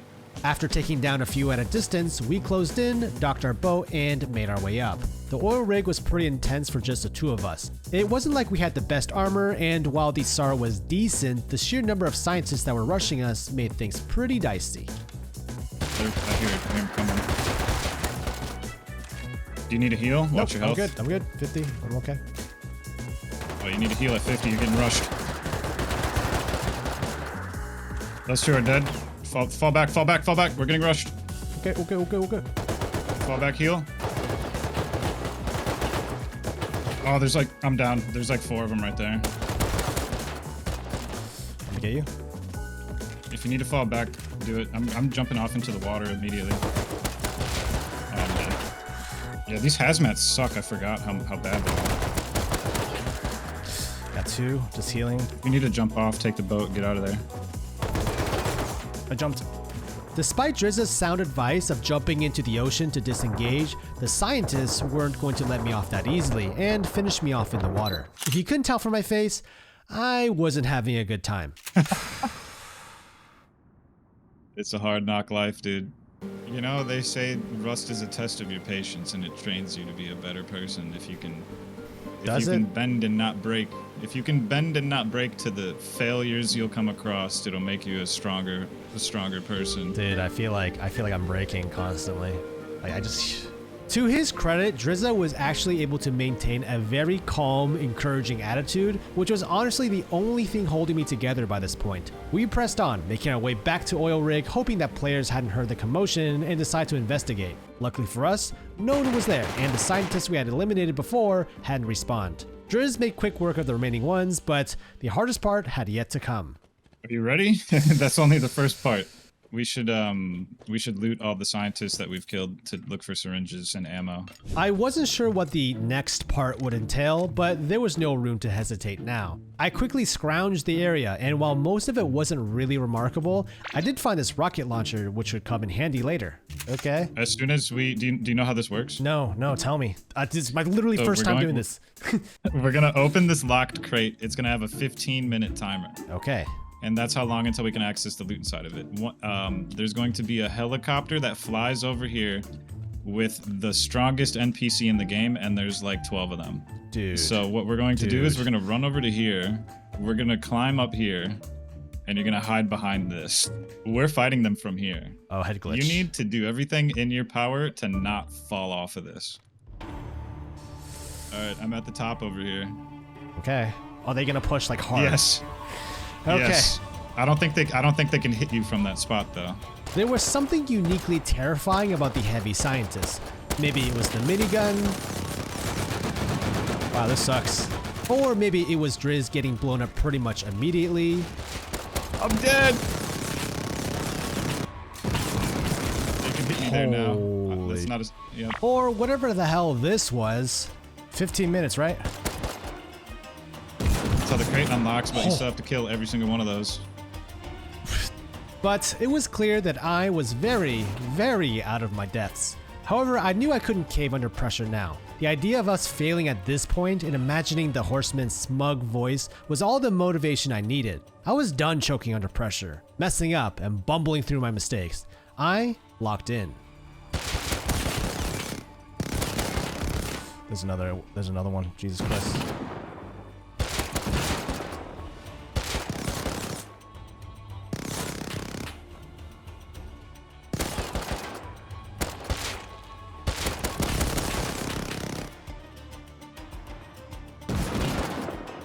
Did you bring more meds? I fell off all the way. We gotta get you down in the missile silo. Alright, I think there's two left. Crazy. One left. Got them all. Just be careful, because there might be that one that's glitched out hiding behind a corner somewhere, and then you get shotgunned in the face. I think I got them all, bro. Holy f... Drizz was still swimming to Oil Rig, so I went to go pick him up by boat. He did, however, bring some goodies and treats he found on the way here. You know, the student has become the teacher at this point. You're the pro now. I don't know about that, I'm passing the broski. torch on to you. No, please. I'm passing the torch on to you. It's your turn. You need to take on the role. Come on, get up. Get up here, Sensei. Come on. Hey, look at all these guns I got. Holy shit. Is that an AK? No, it's not. That's not. No, this one's a Thompson with a skin on it. I just running by. I opened a box. Nice, bro. We'd gotten lucky so far avoiding other players. That luck was about to run out. Can I load up this? People.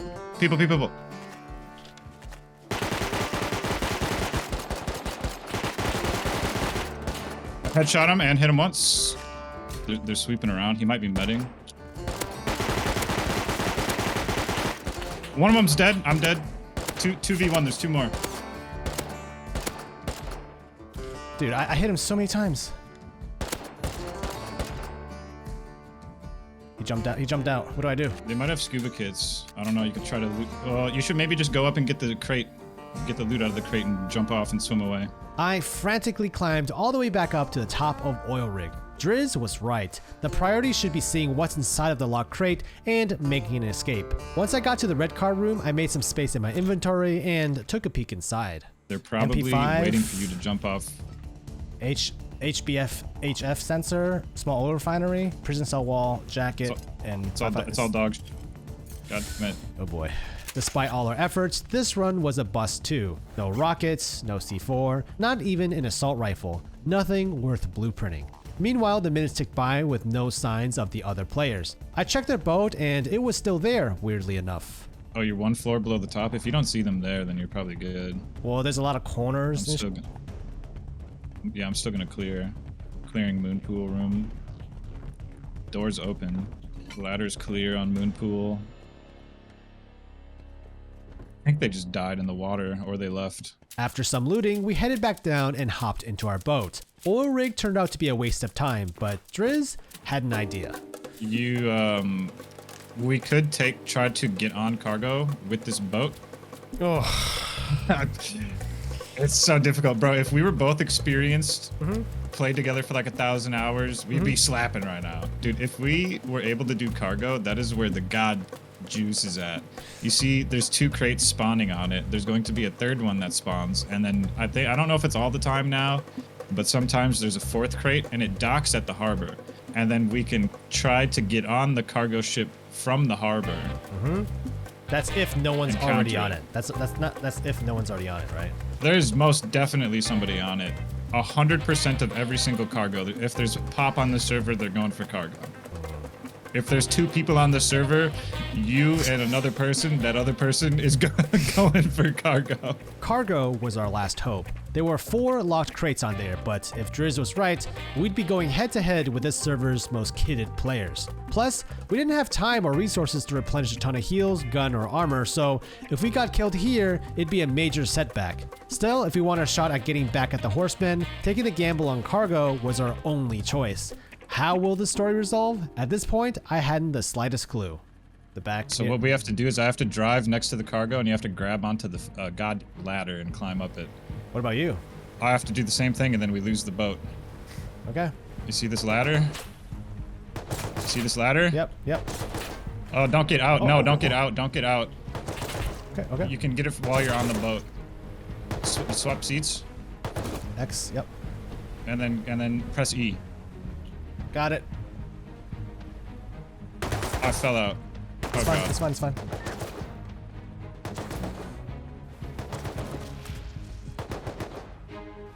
Oh, I'm getting f***ed up by the cargo. It's pushing me around. I'm good. I got it. I'm coming. My gun's not shooting. Oh, I'm lagging. That's why. God. Oh, God. Jesus. I'm stuck in the ground. So everything up on the top, we go down and we leave the scientists up here, the rest of them, so that when somebody comes up, we can hear them. Like that. Ignore them. Run. Just run and get in. No, don't kill them. Don't kill them. Okay. They're gonna guard for us. Get in here. Oh my God. Yep. Okay. Yeah, they're gonna guard for us. I see. I didn't know like which top. We made it safely to the lower area of the ship, and after clearing out the few scientists here, I took in the view of the ominous belly of the boat. It looked otherwise empty though. That would soon start to change. I was starting 1 crate, 15 minutes on it. Cargo's docking at harbor. Okay. Scientists above us are starting to shoot something, unless it's you. Nope, not me. They still have a lot of scientists to clear. I quietly crept over to unlock another crate in the interior area. While I was doing that, Dreza held one of the chokes. I mean, what we could do is you could go to the other side. I've got like a spaz shotgun. I just realized I can hold this corner over here. And there's only one way for them to get down here, but there's one of these on the opposite side of the ship too. I killed one, full dead. Coming. I'm very low. I'm so poorly equipped for this, dude. I have like no armor, just clothes. I'm just kill somebody for it. We're broke. Yeah. I'm just holding. The guy I killed also had just clothes. That is right above me. He's fighting a scientist. It's chaos up here. How many? Is it multiple teams? It's like 7 people here. Oh my God. I'm back down at the choke point. Should I come to you, or should we just hold separate? I feel like you should come over here. We also gotta check the crates. I see a guy, on me.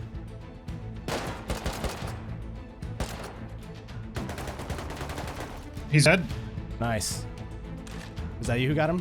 Can you try to loot him? I have no meds, but I'm full health, no meds. The only thing this person had was a bolty, and I quickly met up with Driz to help him hold the choke point. It turns out that all 4 crates had spawned down in the belly with us, so the loot was ours for the taking if we're able to fend off the other players. What is your skills and abilities and confidence level of a full metal AK kit swinging you right here?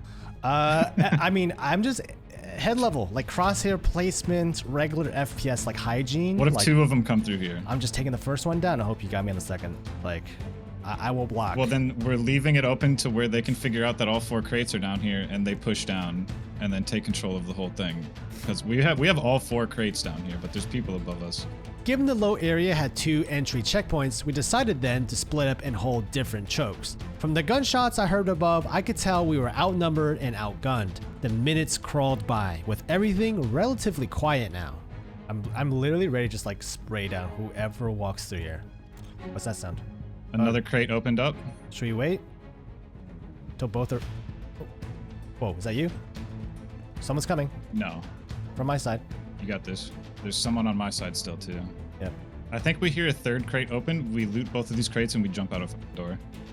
Okay. But the door's not open. The 4th crate. Well, there's all these doors that are along here. We can open all of them. Yeah. Oh, we're good. From down here. Dude, I thought it could only open at a harbor. Oh, they pushed me. They snuck up on me. You're dead. I'm dead. There's 2 of them. I don't have the range for this. Oh, the other one came down the stairs. Yeah, yep, the other one, I think they just pushed at the same time. They pushed every entrance all at once. Yeah.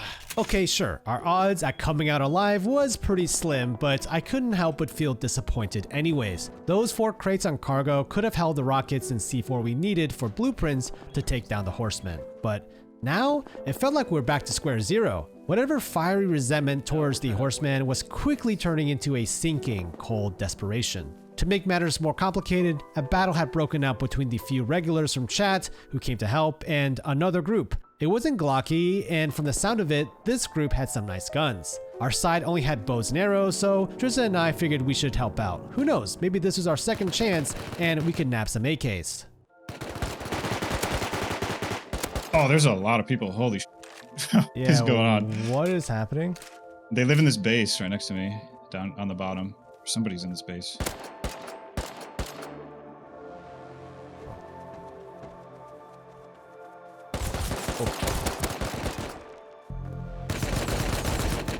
Ah, he got me.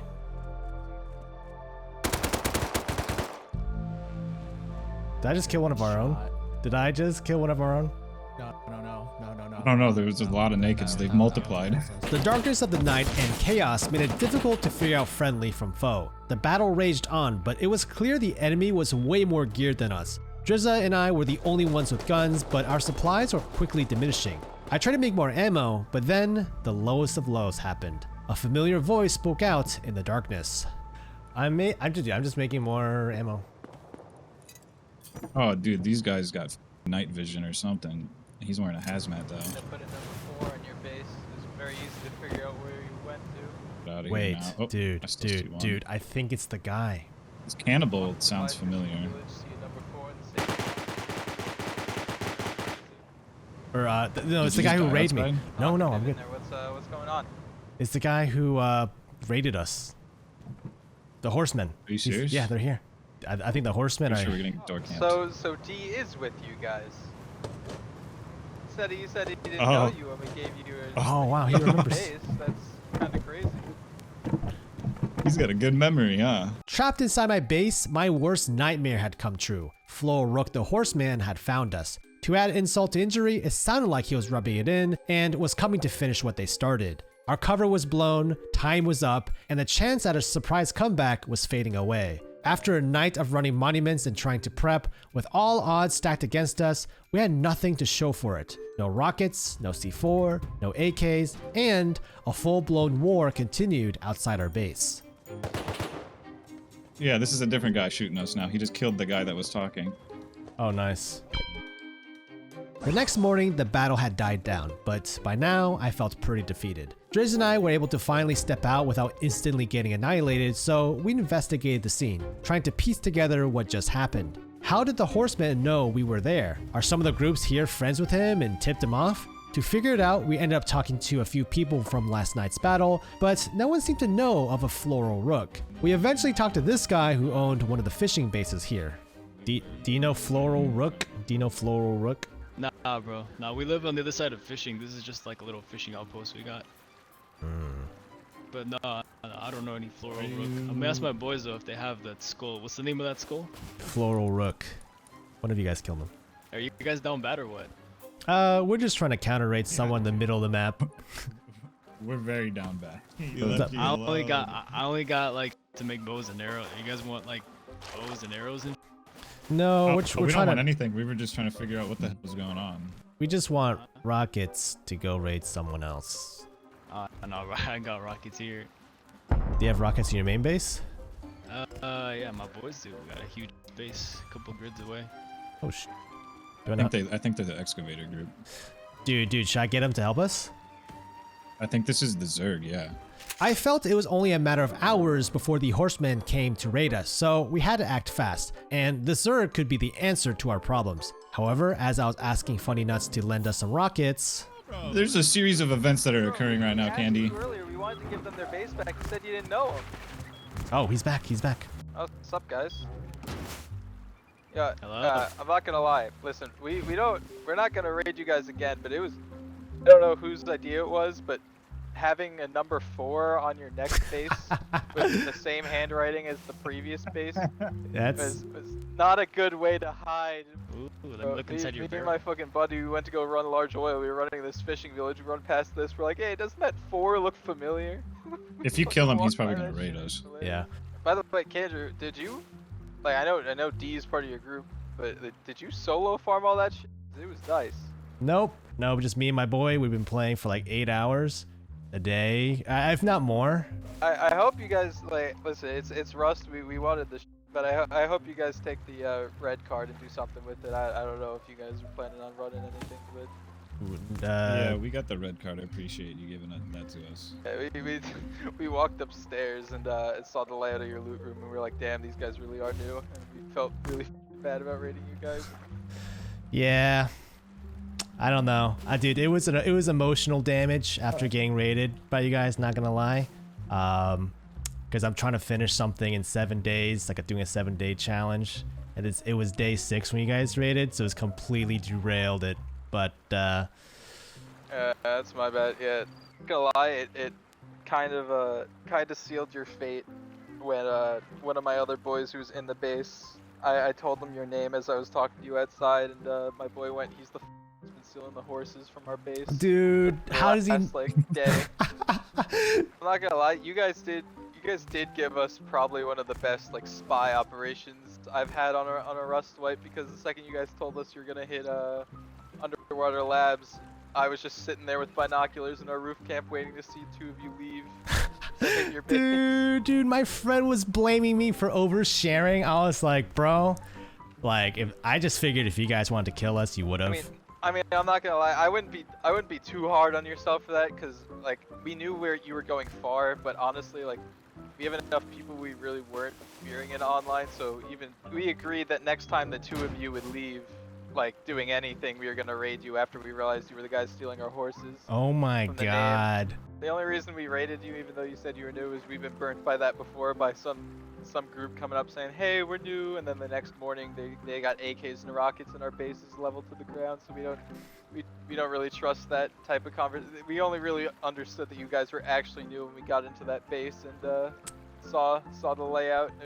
Like, no offense, but that base was definitely not built by people who had been playing Rust for a long time. It was the funniest thing. We would have had no clue that this was you guys, I guess, maybe unless we walked by and we saw your names, until I mean, number 4. Yeah, dude, my buddy's your buddy really was getting funny. Was that him that broke Yeah, us up dude. before? That's the 4th base, dude. Like that's If he's getting on your case for oversharing with the Underwater Labs, you gotta get on his case for showing where you guys live at. Yeah, but I don't know, man. It was just a funny thing because that was our 4th base, like since starting a week ago. So we just been numbering them. Yeah, Rust can be brutal. Yeah, but the base that you guys know us from, like the big sheet metal one, that was our I think 3rd or 4th of the wipe as well. Yeah, I just wanted to see what was going on over here and say sorry. We really didn't know you guys were brand new. Yeah, it's alright, man. Apology accepted. Well, if you're doing a Good, 7-day barely challenge on getting Rust, you really are getting the full Rust experience right now. So. Yeah, dude, it's real nice of you to come over here and talk after we just fought. And I logged in earlier today to help them out, and I went over to scout your guys' base, and you ended up giving me their base. Like we were just like, oh, until I saw you shoot me out here, I had no, I still believe that you were not affiliated with these guys. We just thought we did it like we were trying to. We were trying to do a good deed. We're like, well, we f***ed over those guys, but maybe we can do a good deed with this guy, give him the base, so at least he has something to start with. I didn't know how to raid anyone, so I hit up my friend D, who has been playing for a while. Do you know what he told me? He said he wants to farm enough boom in 2 days to raid you guys. And yeah, I felt pretty salty about it, but to be fair, honestly, for the content, you guys can go for it. We were pretty settled up on this wipe. We got all the BPs we wanted. It'd be kind of fun. I mean, A, if you guys offline us to see how well our base holds up, because it's the first time we've used the design, and wow. B, if you online us just to see how well we can defend the it. privilege so, I mean, of an online. It would honestly, I like we're chill. You don't have to warn us if one day rockets just slam into the side of the base. I will say it probably would have been a little bit of a disappointment for you guys to try to I don't know how much expo you guys could have farmed up in 2 days, but that base is a triple bunker. You would have had to get through the high Just to let you know right now, we're doing a horrible job. Yeah, dude, it's not been good. Dude, you guys were really screwing with us. You made us rethink our base design to have like an interior compound just for the horses. Dude, so I saw wouldn't get that. Stolen anymore. You guys were just wrong place, wrong time. We were cooking up a bunch of not bean can, satchels and other stuff to raid as you did that whole bike thing. So when we like finished cooking up, like we were just like, all right, well, we found the target for the raid, because we were literally just cooking up explosives without a target in mind until yesterday, or not yesterday, I guess this morning. It just feels like a day ago at this point. Until this morning when we saw you guys like moving about in that base. We like genuinely thought it was a raided base that had just not decayed yet. Yeah, dude. That's the only reason we hadn't touched your base before that. Dude, everyone was getting raided except for us, and me and my friend were like, wait, maybe our base is just so looking that like no one wants to raid it. So yeah, I feel a lot better. Thanks for I don't know, it meant a lot to like for you to come back and like chat. I thought you came back to taunt me, so that's why I didn't say anything. I was like, I'm gonna really get this. But I'm glad, like, you're chill.